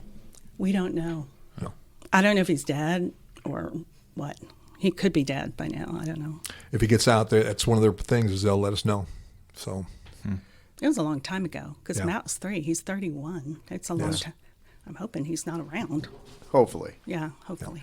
That's terrifying. It was scary. Yeah. I was probably more afraid of that than any undercover deal I ever did. I was because, when you're undercover, you're alert and you're ready for it. When I'm off duty with my baby, with my son, it's like, Oh man, how do I Just to how do maintain I that do that? hypervigilance Oh my 24 hours a gosh. day. Yep. Yeah, it was Nightmare. a hard time. How did this affect y'all's family life? And just moving forward past this, and once you got to somewhat of a comfort zone, how did y'all get there? I think when he went back to jail, that was a decompression time, but there was still some residual left over to where you're just like, oh my God, how'd this happen? How could it happen? And then you realize too that cops are just as vulnerable as anybody, when they're off duty and stuff like that. So you hope that you can be smart even off duty and vigilant off duty, but you're not. You cannot take that level and live off that level the whole time. I learned that from Dottie. You can only your cops are still going to be vigilant off duty, but just not like they are on duty, and that's what wears on you so much sometimes. So Well, it's physically, emotionally, and mentally exhausting. it is. Well, what does that do to your limbic system then? Oh, it's already horrible. screwed up. Yeah, So. it's so jacked up. It's why officers have trouble sleeping at night. They a lot of drinking to try to bring that brain chemistry down. Working out is hugely important. Which we are a workout family. We taught the kids to work out, especially if they're stressed or have the mood stuff. Again, we didn't have ATO. We didn't have it back then. We just dealt with it, right? Yes. Until, like I said, I did my internship with Dr. Al, but I was doing a lot of research, when I was going to school, and I was trying to remember when I went to school. I think I was going to school right after Bromley was shot is when I started school because,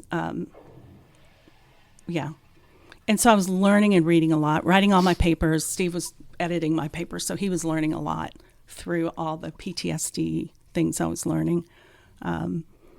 So that helped, to have the information. And working out, I think I did boxing for 5 years just to help with that. So I think the question was how we dealt. Now, after Bromley, you didn't stay in narcotics long after that, No, did you? no, they basically washed our squad out. Just said you need to go. We're gonna wherever you guys want to go, you can go there, and everybody went to different assignments. And did you go to TAC? I did. I did. And so with a whole different perspective of training. Yeah, but the kind of a side story to that, Rudy Diaz, who was a chief at the time, great guy, funny guy. We're coming back from the funeral. We're actually changing out of our clothes after the funeral to head back to Dallas, and we had suits on and all that good stuff. And I'm in the bathroom, standing in my underwear, and Rudy comes in, and it's always bad when a chief knows your name. I mean, that's not a good thing, in my opinion. He goes, "Steve, how are you?" And I go, "Yeah, I'm doing okay. I'm doing better now." And he goes, and he's standing there at the urinal. So he's going to the bathroom. I'm standing there in my underwear. He's like, "There's life after narcotics." And I go, "Sorry?" And he goes, "There's life after narcotics." So he goes, "I worked narcotics, thought it was the greatest deal too." And I loved it. I love narcotics, working with great guys, doing great things. And found out that, there was a life after narcotics. So it was good. Went to try it out, got accepted to SWAT, and that was just a whole nother level that I didn't know existed. Yeah, every time you get transferred, hopefully it's a different level or a different kind of challenge. This was, in every aspect of it, it was a challenge. So Let me ask you a question, not to go back, but just to step back real quick. When you guys got transferred out, what was that? Was that the department's way of saying, "Hey, we fixed the problem just because of, hey," or did they recognize that, "Hey, this is probably too much for you guys to be a part"? I mean, what was the reasoning given to you, the reason why you were leaving? The reason they gave us was basically you need a fresh start. And I think there was probably that liability there too. Bad things could happen or they could react badly if something bad happens again. It's hard to tell with the department. And, of course, you're not going to get straight answers a lot of times but on the decisions they make. But it was one of those things where we all were ready to go anyway. Yeah. I mean, we've been burning and turning for 6 years doing good things, and it was that was one thing about that squad is any time I would get in the most dicked up places doing undercover things, and Larry and I talked about the same thing, and those guys, the rest of the squad was always there. They were there no matter where you were at. I could open a door going, well, they're not going to be on the other side, and there they were, ready to come in. So it was reassuring to me. But after that, it was one of those things. It was definitely time. It was time. Steve, you went on to SWAT after that. Yes. How did that go? How did you take to going from narcotics, different dynamics, and going to something that dynamic? There was a lot of similarities, and the fact that you're going to be running through doors, making a lot of decisions, screwing up a lot, but it was one of those things we didn't know how much we didn't know. And so when you're in narcotics, you think you're doing everything right because it turned out okay. And that was one thing, too, after the Larry Bromley incident. I hated, the two statements I hated was everything turned out all right, which means you were lucky, or the other one is this is the way we've always done it. I hated those two statements. It was like fingers on a chalkboard for me. And so one of the first things I asked when we got up there is, what is the vehicle takedown system here in SWAT versus narcotics? Because basically in narcotics, you just ran up there, just like in a felony stop, ran up there, pulled the doors open, screamed, yelled, pointed guns, shot whatever needed to be shot. And then we started getting smarter on the felony stops and say, stay back at your car, position of cover, blah, blah, blah. So the adrenaline was very much the same. The techniques changed a lot, which is good. It needed to. I mean, I can remember kicking doors in narcotics and my shoe getting pulled out of the door when my foot went through it, and having to run through the rest of the apartment with one shoe on. Admittedly, I've done that on an interior house door all the time. I didn't lose my boot, but my leg did go through. Yeah, no, all the time, and it was because my high tops weren't laced up properly, I guess. But I don't know. It was a. I don't want to say it was a cultural shock, and in some ways I was very impressed, but in some ways I was very disappointed. When you go over there, what year is that? In 91. So you've seen the evolution of tactics, and have helped evolve them. I don't know the education of the listener as far as if this reaches the tactical community. I know there's several people that listen, and even narcotics now has become, their tactics have evolved and improved immensely. But can you walk us through the evolution of, I guess I'm going from what did you guys do? I know we had two-man dynamic, and then we went to immediate threat. Mm-hmm. What was the beginning phases of search technique for a hazardous warrant? It was basically, are you talking about in SWAT or yes. narcotics? Okay. No, SWAT. Because the big difference in narcotics versus SWAT is the priorities. The priority in SWAT or in narcotics was the dope. Mm-hmm. Get to the dope. The priorities in SWAT was do it safely. Get shitheads in custody and lock them up. And safety was a huge paramount situation on that. So the way we did it was everything was paired. You and your buddy. So there was 1 and 2, you guys go to the right. 3 and 4, you guys go to the left. 4 and 5, or 5 and 6, you guys go up the middle. And that's basically what you did. You stayed with your partner wherever you went. Well, it didn't take long for us to realize that if 1 is going one way and 2 is going that same way, and you're in the same room getting to that hallway or getting to that other door, there's not until number 3 do you actually put eyes in the corner of that room to see if there's a shithead there. Mm-hmm. So the common sense kicked in, and I think one of the biggest things that changed the way, like I said before, tragedy usually drives change, and that's where in SWAT we were a little bit smarter, where you basically let common sense drive it, or getting outside information. We were real big friends with LAPD guys. We had run across them in Orlando doing competitions. Houston guys, we knew them from doing state conferences, and very good teams, excellent teams, good guys. And so we started bouncing ideas back and forth, cross-pollinating, I guess is the word you're looking for, and getting information on how to do different things and do it safely. And there were some unique ideas, and we had some really smart guys and really talented guys, but it's kind of like guys were a little bit reluctant to bring up their ideas. And some of the greatest ideas, some of the most phenomenal ideas we would learn in operations was during the operation, somebody would go, what about this? And a perfect example was we had, I don't know if you guys were over there during the time, Misty, I think you were, the guy who was shooting at the second-story apartment window. He had 3 exposures, front and the side and the back, shooting just rifles, shotguns, pistols. Had everything as Northwest Highway and Plano. Had everything shut down. Had a couple cops pinned down from Northeast.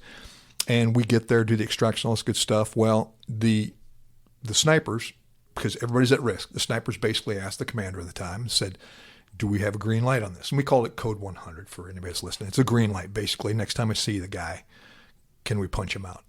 And it was denied. So we're sitting there, and the guy would go down. He would go out his apartment door, which was an interior stairwell, shoot down the stairwell with the shotgun, then go back inside. And you just get glimpses of him going across this window in the stairwell. And so we were like, well, that's probably not going to work if we push the stairwell. And so we were on the react team, which is kind of a hasty team put together just in case everything goes bad right now, where the other teams they're planning the deliberate hit. And so we're a couple breezeways down and going, okay, we got to get close to this guy, because if there's an opportunity that we can strike, we need to get there now. And so basically it's basically trying to penetrate to the critical site wherever that was.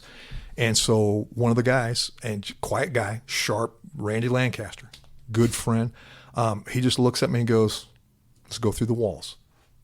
I'm like, what? And he goes, let's go through the walls. We'll go up this stairwell, kick this apartment door in, and go from apartment to apartment to apartment through the walls.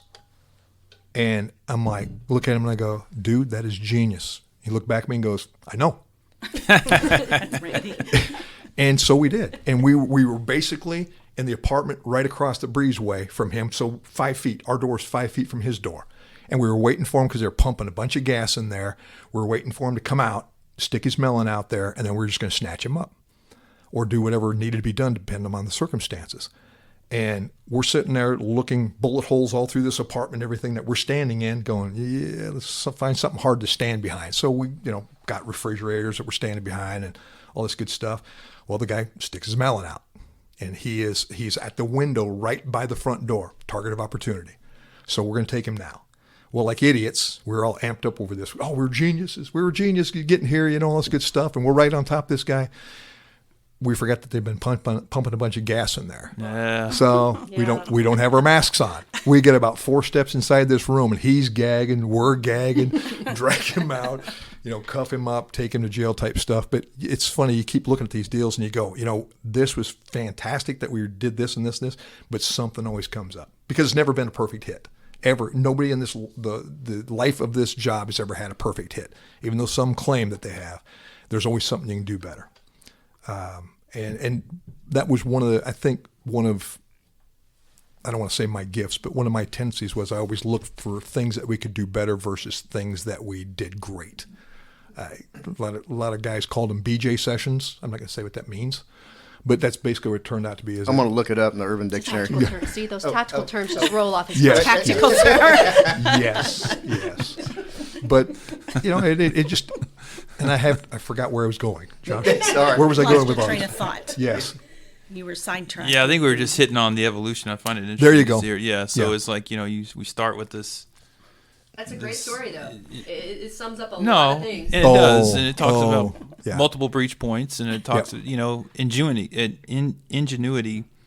while you're out there. It's just because a lot of it, that's what it is, right? I mean, we have a foundation of tactics we use for one situation to another, but even those change given whatever environment we encroach upon when we make entry, or like on a cover pile or on a vehicle assault. Those don't always go accordingly. People fall out of vans. And we smash cars. And Is that what you're hearing? Because I'm hearing leadership.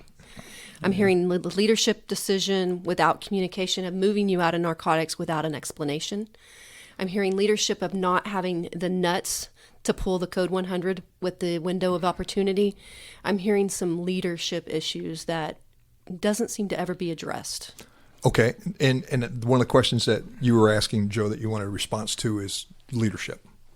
I don't think law enforcement today cultivates leaders. They don't want leaders. They want supervisors. They want people that will do what the department wants them to do, and ultimately city council. So a couple different points. John Hancock, my favorite lieutenant. Him and Pat Paul here were my lieutenants in SWAT. Loved them both. But JD, you know who I'm talking about, Misty. He was genius in the fact that he was always a big picture guy. And I remember him sitting there one night, and he was phenomenal at how he would phrase things and keep things light, humorous, and stuff like that. But we were sitting there talking one night just before getting off work, and he said, "Fellas," he goes, "I'm starting to be concerned." And we're kind of like, "Why is that, LT?" And he's like, "I think, and I'm afraid that we're starting to see a paradigm shift in police work to where it's not a question of whether something is legally, ethically, or morally correct, as long as it's politically correct." Mm-hmm. And had great foresight. Oh yeah, and we just stood there with our mouths open, going, "Please tell me this isn't happening." And of course, then year after year, you saw it go in that direction. But another great leader that I had over there was Mona Neal. She was our captain, stud. We had a situation where a guy stole a 18-wheeler that was running in the parking lot. The owner of the big rig sees him driving off and goes and pops the brake lines for the trailer. And basically what brake lines do is they hold the brakes open, so when you pull them, disconnect them, it locks down the calipers. So this guy, he could drive. We were actually running warrants blocks away from this and jumped in on the chase. In Southeast. In Southeast. Yes, it was. And before this is all over with, the calipers had started on fire. The load of lumber that was on this has started on fire. The forklift's on fire. He drives through a playground, a school playground, and Mona's watching this on TV because now the helicopters are all there watching this thing, and Mona's watching this. She calls up and tells the sergeant, says, "Okay, I'm authorizing a code 100." Ballsy. Yeah. Well, it's great because the sergeant's like, so I understand you're telling us that next opportunity, code 100. And she says, yes. He questions her again. Second time she goes, I want you to, I want you to take care of that problem at the next opportunity. Is there anybody on the air that doesn't understand that? And everybody in that van just went, oh my God, what a stud. She made a decision based on what was right versus what was politically right. Yeah. It was just a circus too. Obviously, I mean, just the helicopter wouldn't land, put snipers in, which they're now real proficient at. They want to take shots by themselves, so they're up there 100 feet throwing shotgun rounds, buckshot, and not doing anything. The truck is fully involved now. It's flaming, and we ended up got ingenious. The guys took squad cars, and he would. Every time a squad car tried to pass, he'd swoop it off the road, cut it off, and they're just pushing it in the ditch. Well, one of them finally made it by, put some rounds into the cab. Guy didn't get hit with one round, and there was probably 20, but he just knew where to go inside that truck. And anyway, stopped. He decided it was time to stop, so it ended well. But yeah, it was a display of leadership, in my opinion, great leadership. So I want to get into I've been telling some people you're coming on, you and Dottie are both coming on, and everybody's wanting the leader of the Dallas SWAT show went, yeah. No. Yes. No, not at all. Yeah. Well, looking at the picture that A&E put out there, handsome SOB right in the front, looking square jaw, Stoic. chiseled. Just stoic. Yes. Like and Clint Eastwood or something. just like a badass. No. Yes. They had You me there are. because I was the tallest, and if I fell down, the other guys could pick me up behind. Yeah, well, hey, it's still a reason, but you look damn good in that pic. How did that whole process start up with approaching you and the guys to be on that show? And I'm sure some people were just lining up, foaming at the mouth to be on that. But how did that take off, and how did that affect your family life? Steve, I wasn't going to ask about the show. I appreciate that, Misty. One of He you had- hates one of you talking had about the character. show. One of We'll you had keep it more. brief. It's actually kind of a little longer, convoluted story that a lot of people don't know. There was remember Jeff Chagrin, British guy. Jeff was a video journalist from England, sharp man. He had done a lot of work in South Africa, working with South Africa Special Forces, had gone to Afghanistan, has a great video of himself getting the shit shot out of him in the back of a cab in Afghanistan. Sharp man. But he went to LA, and he was wanting to do basically the same style of show that he had done in South Africa. He wanted to do it in the United States. And so LA was kind of the team, the hot team of the moment. But he really didn't want to do them. He's like, I need somebody fresh because LA's been all over everything. And we knew, like I told you before, we knew LA guys from competing down in Orlando at the SWAT Roundup every year.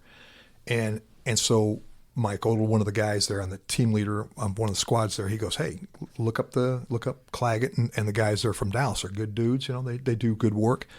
And so he contacted me. And Jeff was originally he wanted to spear a show called Texas SWAT, and which was going to be a compilation of a bunch of teams in Texas. He was going to use San Antonio, Houston, Plano, and I think Austin. So he came and wanted to do a demo tape first. So he came and worked with us for a week, and it was one of those just got off of weeks where we were busier than heck, and we were knocking down some good hits, good barricades, good. I think we actually had one HR gig and a bunch of warrants. And so he took that video, went to New York, and went to all these different companies. Court TV was one of them, A&E, Discovery Channel. I think he even went to the big agencies too. And so Court TV said, "Yeah, we'll definitely do this." Texas SWAT. Well, A&E basically approached Dallas and said, "We want to do one with just Dallas, not with all these other agencies." So basically, they were competing, and A&E Dallas was like, "Oh yeah, make it about us." So Jeff kind of got cut out of that, which was a shame because the guy, he could. Did he ever go any hits with you, Misty? I don't remember. Oh man, we would. It didn't matter where we got in or how we got in or what doors we went in. He was always. I remember on one deal, he went through a window. Had to go through a window because it was heavily fortified. So we pulled bars off the window, broke the window out, everybody went in, and then they were breaching back door 2 at the time, and he was right behind us.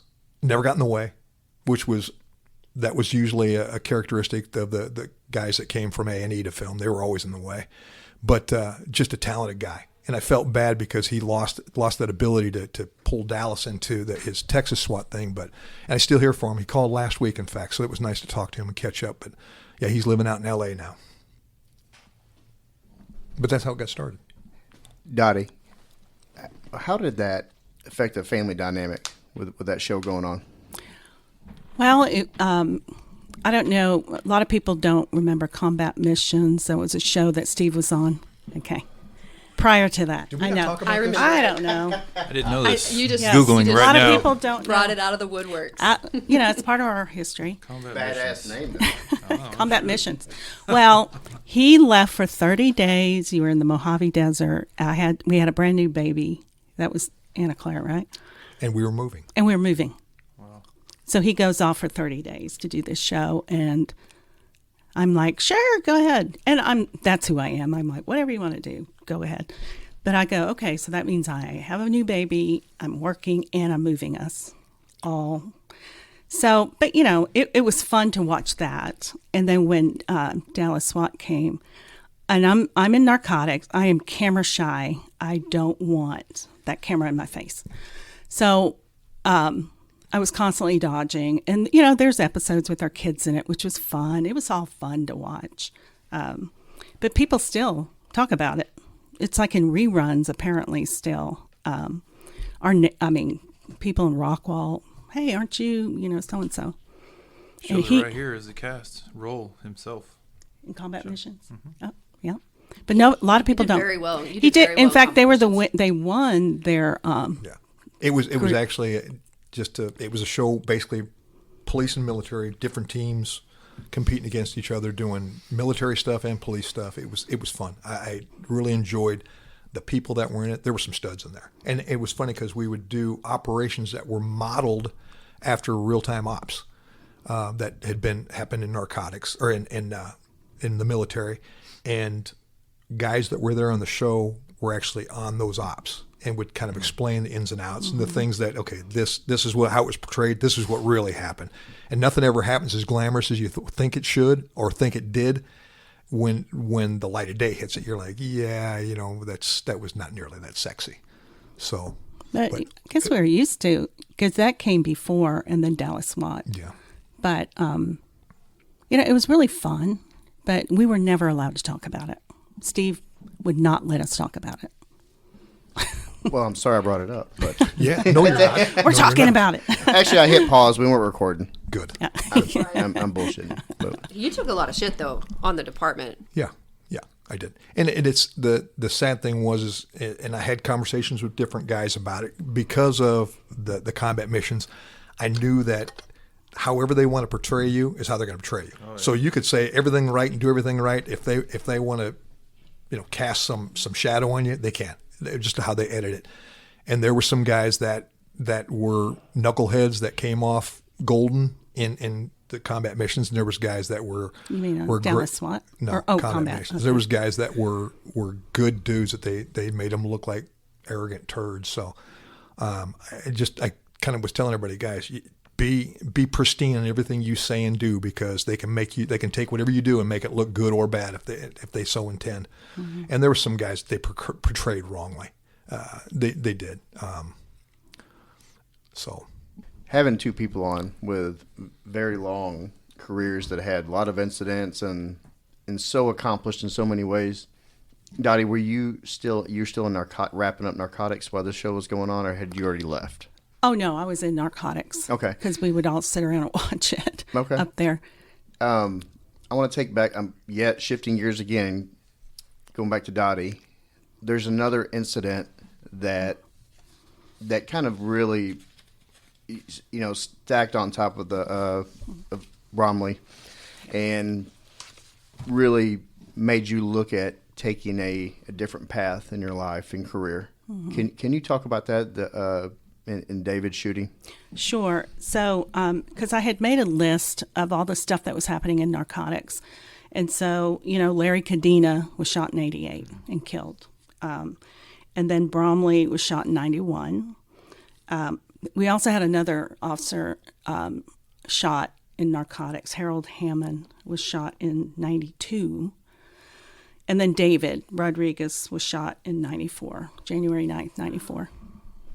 And David and I worked in the same squad, and I was not there. It was another Sunday, weird, and it's January again. A lot of stuff happens December and January. So it was another Sunday, and I couldn't get a babysitter because I was supposed to go in that day. And I'm thinking, well, yeah, we had our second child in 94. Mm-hmm. But I don't know if I was pregnant or hiding it. I did that a lot. I couldn't find a babysitter, so I couldn't go. And then, of course, the next thing I hear is that David had been shot, and I got to the hospital. And so I don't have the details on that shooting. I know a lot of other people have the details. I just remember going to the hospital. I don't think at that time we knew how bad the injury was, but I spent a lot of time with David after. He had to go to rehab and all that because, of course, he was paralyzed. And I know Mike Miller was in our squad. He spent a lot of time with David. I spent a lot of time trying to with my kids and home life. But, when an officer goes through that sort of injury, you worry about them. You really worry. And I think David had 25 years on, and he was like, an incredible training officer at Northwest. And then at the end of his career, he decides to go to narcotics. And then he has this life-changing injury and, having to learn to live differently. And of course, there was a part of me, I was so worried. I was always worried. And, he went through a lot of changes, and I think ATO, getting involved with ATO was really a good move for him. And of course, back then, I was on the round table with Popkin and about the counseling program. And we had said it has to be confidential. We have to figure out how to make it confidential. And I don't know how we came up with it, but I said, on the round table, we had to come up with a code, and, we weren't going to give officers names, and, and so we figured out we would just bill it under a code. And that, a lot of people don't even know that. They think, and even people call up here at DPA or ATO and want to access the program, and I know they always say, "Oh, don't call us, call the list. We don't even want to have your name," because we were so protective of making sure that officers felt comfortable coming. And so I think that was kind of the inception, and it, I was the original therapist, because shortly after that, I think I had already gone to school. I was licensed. I left the department, and then I went straight and became their first. I think they had others, but I was. So I've been doing 18. This shows my age. 18 years now. Yeah. Wow. I mean, that's all. I go, wow, I'm old, but and I love it. I still love it to this day, and I'm one of those that I could have a full schedule, and if an officer calls me, I'm going to figure out how to get them on my schedule, because I still believe that if they're calling, you need to get them in. I need to get them in, and I'm just so happy that they're calling and trying to get help. Because calling is one of the hardest decisions to make. Yes. And, sometimes even getting them there, and I'll try to go, what's your schedule? What's your day off? When do you sleep? And try to figure out a way that they can come in. And I'm sure they're nervous that first day. And once they come in, and I feel like it's better. I hope I'm helping. I know I can't help everybody, but I hope. It's still my passion. I'll do it probably till I can't remember anybody's name. I'll just do it till I can't. Yeah, I hope you realize, well, both of you, but I'll start with you. I hope you realize the impact you've had on people's lives, and I know this is a profession you chose. And you chose it for a reason. So you're probably not gonna. You obviously don't do that for a pat on the back, right? But you individually you have impacted so many people's lives. You have saved probably God knows how many lives, whether that be a first responder or a family member or somebody's marriages. You've helped so many different people. Same thing to you to skip over, but the same for you. I'll forget to say it later, but you think of the number of lives that you've changed too, Steve. Just the impact you've had on not only the tactical community, but giving your positive affirmation to individuals to further the goal and mindset, just not of the tactical officer, just a police officer in general, and just people in general. The two of you are amazing. That you're still married. Obviously, you guys have a great dynamic together, so I don't know why you guys keep saying that. But which one's more amazing, Josh? Yes, tell me. That's a competitive. Now, If I I'm kidding. Oh No, yeah, I'm let me break that down for you. Yeah. I'm joking. What did I do wrong? No, But no, seriously, and I just can't say enough about it. I mean, I came over right when you retired. Yep. My first day was the day of your retirement party, and went to that, and it still lives on, right? I mean, the things that you've done have lived on, right? Did you go to that? The Yeah, retirement party? mhm. Yeah, I Did you was in remember the retirement. pictures that were shown? Oh, I vaguely remember. I was brand new, so I kind of hid in the corner, and I didn't want to bother anybody. Actually, the only Yes. person that talked to me was He's still Steve. mad at me. He's So- still mad at me for those pictures. But anyway, that's just Okay. I wanted to there throw was that one in for you guys. particular where I'm on the floor wrestling with our dog, big dog, huge dog, and I'm wearing red shorts that look pink. Pink That's- shorts. That's all I Very got. nice. Yeah, It was no. Valentine's Day. No, Sorry. I didn't Any mean to chaps? no, there was no chaps. Oh. Damn Okay. it. Wow. Wow. There was I was told otherwise. no. My dog didn't fit into chaps. So, I can think of one operator that Oh, watched the picture probably. I know who you're talking about. Yes. We just talked about And him earlier, right? He, Oh, yeah, and maybe. he was there Yes. at the party. Yes, he was. so Dottie leaves and finds her new why, and there was a lot of incidents that led to that that new why in her life, and I can attest to what Dottie's done. Steve, you wrapping up your SWAT career. Yes. Okay. How hard was it to walk away from that job? And that's everybody that thinks of you, they see Mr. SWAT and everybody that you've helped, and we're sitting here listening to it and the legacy that you left behind. How hard was that for you to walk away and give that up? Let's be clear. The legacy, or the I guess legendary was a term I've heard Misty use.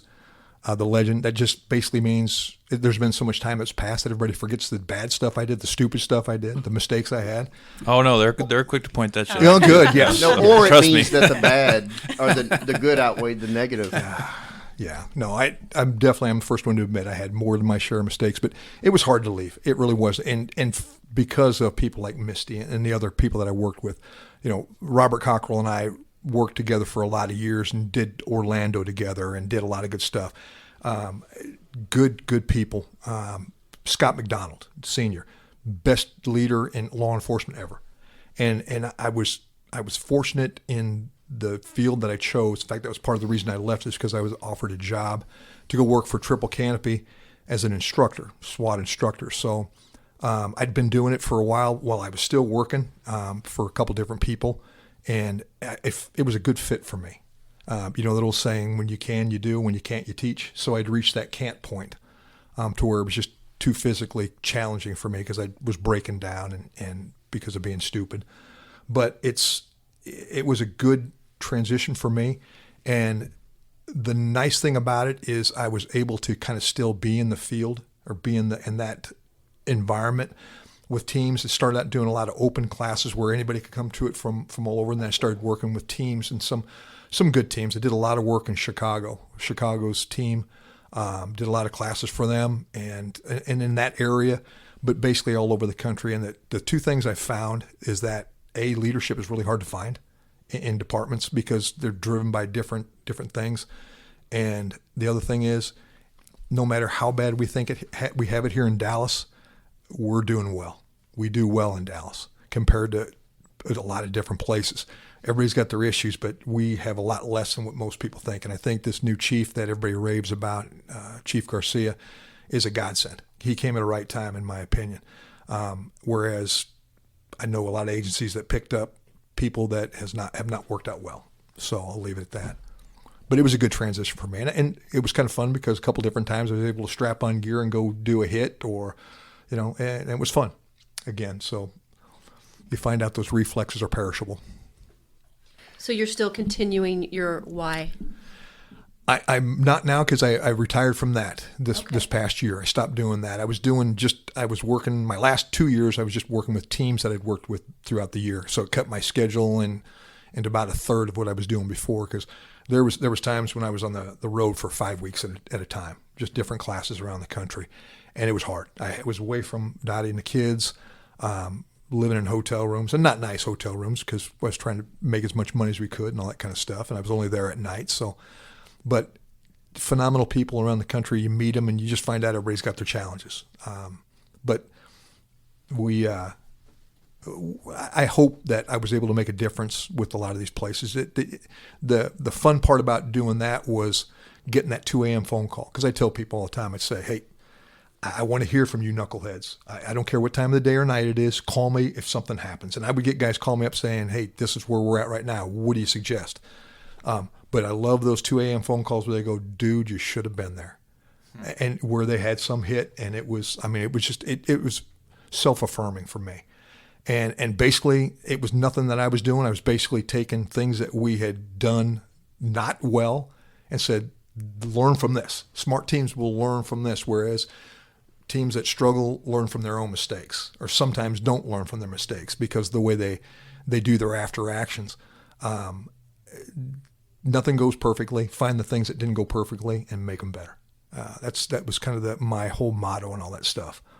But that was a good transition for me. And now I'm done with that. Both of you guys are absolute warriors. And you have a successful marriage that's lasted so long. Give some advice back on some young officers if they're listening right now. After all that you guys have been through together. Take it from me. Well, you can after me. Okay, thank you, honey. Thank you. Ladies first. Did you see See, we that? see who the boss is. No, it's a boss thing, not a lady thing. Well, because when I'm doing marriage counseling, with younger officers coming in, and, if you absolutely can, fight for it, right? Because it's not easy. There were many times I was like, okay, I think I'm done. But you're not done. And, you just try to fight through it if you can. We have 3 kids, I think, that are benefiting, from us being together. But, when it gets hard, try to make it work. Sometimes you can't when, the other person isn't willing to fight. But I think in ways, I feel like we were lucky, too. Like there were many things that we were just lucky. And it worked out, or we were able to kind of take care of ourselves in certain things that we were struggling with. And then we just come back around, and because we're competitive, and I'm pretty strong-willed, and I think most of y'all in the room know how strong-willed Steve is, because he's like really strong-willed, and he's very opinionated and has very strong opinions. And but I have always been able to, stand my ground when I needed to. And then I gave in when it wasn't important enough. I'm like, okay, do whatever. Every other month in SWAT for 15 years, he was gone. He was working evenings. I was working days. And that probably helped prolong our marriage, I think. Yeah. Okay. So she was genius at making me think, or letting me think I was in charge. Little did I know I wasn't. And I tell people this all the time. She is truly the best person I know. I've never met anybody better than her. Oh, stop it. But and that's made it easy. I contribute very little to this relationship because she's just it's not an effort, I'll put it that way. But I think for me, you have to have the job, and everybody becomes the job and this kind of stuff. But you also have to have the hobby, whether it's working out or shooting, or we used to go to a lot of movies. We went to a ton of movies, and all you did was just sit there and escape. You'd escape for a while. And that was good. That was cleansing for us to a certain point. We have a hobby. We refurbish homes. We're in our 5th home. Cool. I didn't know that. No. Oh, Steve is a jack of all trades. He does plumbing. No, he can do everything. So he's very busy right now. Yes, I've got a bathroom that's all torn up. Yeah, but no, and that was kind of our thing too. We found something we could do together, and that was essential.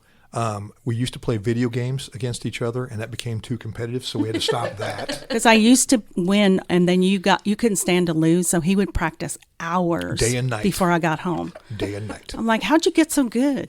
He's like, I practiced. Foosball, same thing. I was really good, and then he practiced for hours. He couldn't stand it. It's all good. Well, I think that's a perfect way to wrap it up. Steve, you had in your bio, you like to build things. And in looking at your family and your marriage, I think you did a great job at building and maintaining. And you're still building with that torn up bathroom. So I can't thank you enough for your service and all that you've given this city. And Dottie, what you're continuing to do to officers, including myself. You guys are both the inspiration, the continuation, and you look amazing. Yeah, they're like City of Dallas. Right. Ken Yeah, Ken and Barbie. Police Barbie. Oh my gosh. Thank God there's no cameras. Y'all are around here. being way too nice to us. And I want to thank, all 3 of you have been so kind to us, and the nice things you've said. I really, really appreciate it. I'm usually in my office by myself. I might see people, and I get to live in that world, what they share with me. But really, it's just us and home, projects. My little side note to this is, and this is the advantage I've had with traveling around as much as I have over the years, this is unique what you guys do here.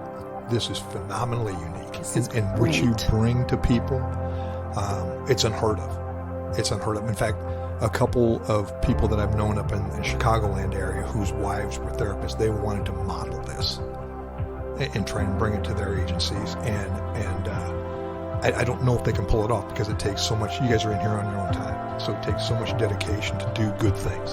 And that's the sad thing about it is most cops, they're done with the job. I don't want to hear about it anymore. So You guys do great things for people. And that there's no greater gift that I don't think you guys can provide people is the mental health and just being there and supporting for things like that. So phenomenal. Yeah, again, just going to reiterate what I said. Thank you, both. You left your footprint, and you continue to leave footprints, both of you. Again, you've helped God knows how many people in many different aspects of their life, whether it be professional or personal. So thank you for your service when you were here, and thank you for your continued service. Thanks, kids. Thank you. Appreciate you. Wrap. And it's a wrap. Hey brother, hey sister, I'll never give up on you. Hey Mrs., hey mister, I'll see this all the way through. No matter how far the sun and the moon, I'll never give up on you.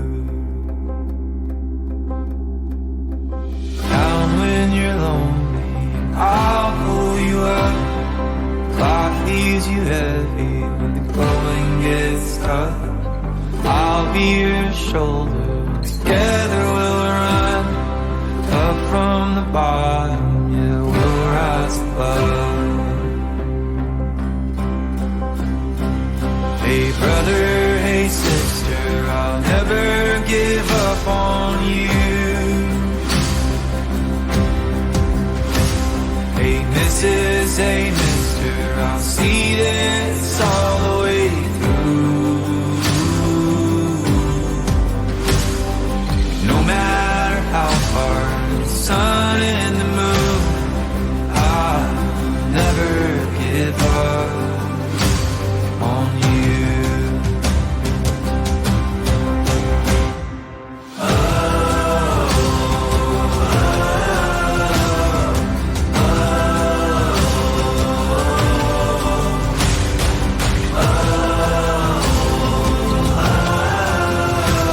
I'll never give up on you. Hey brother, hey sister, I'll never give up on you. Hey Mrs., hey mister, I'll see this all the way through. No matter how far, for the gold and the blue, I'll never give up on you.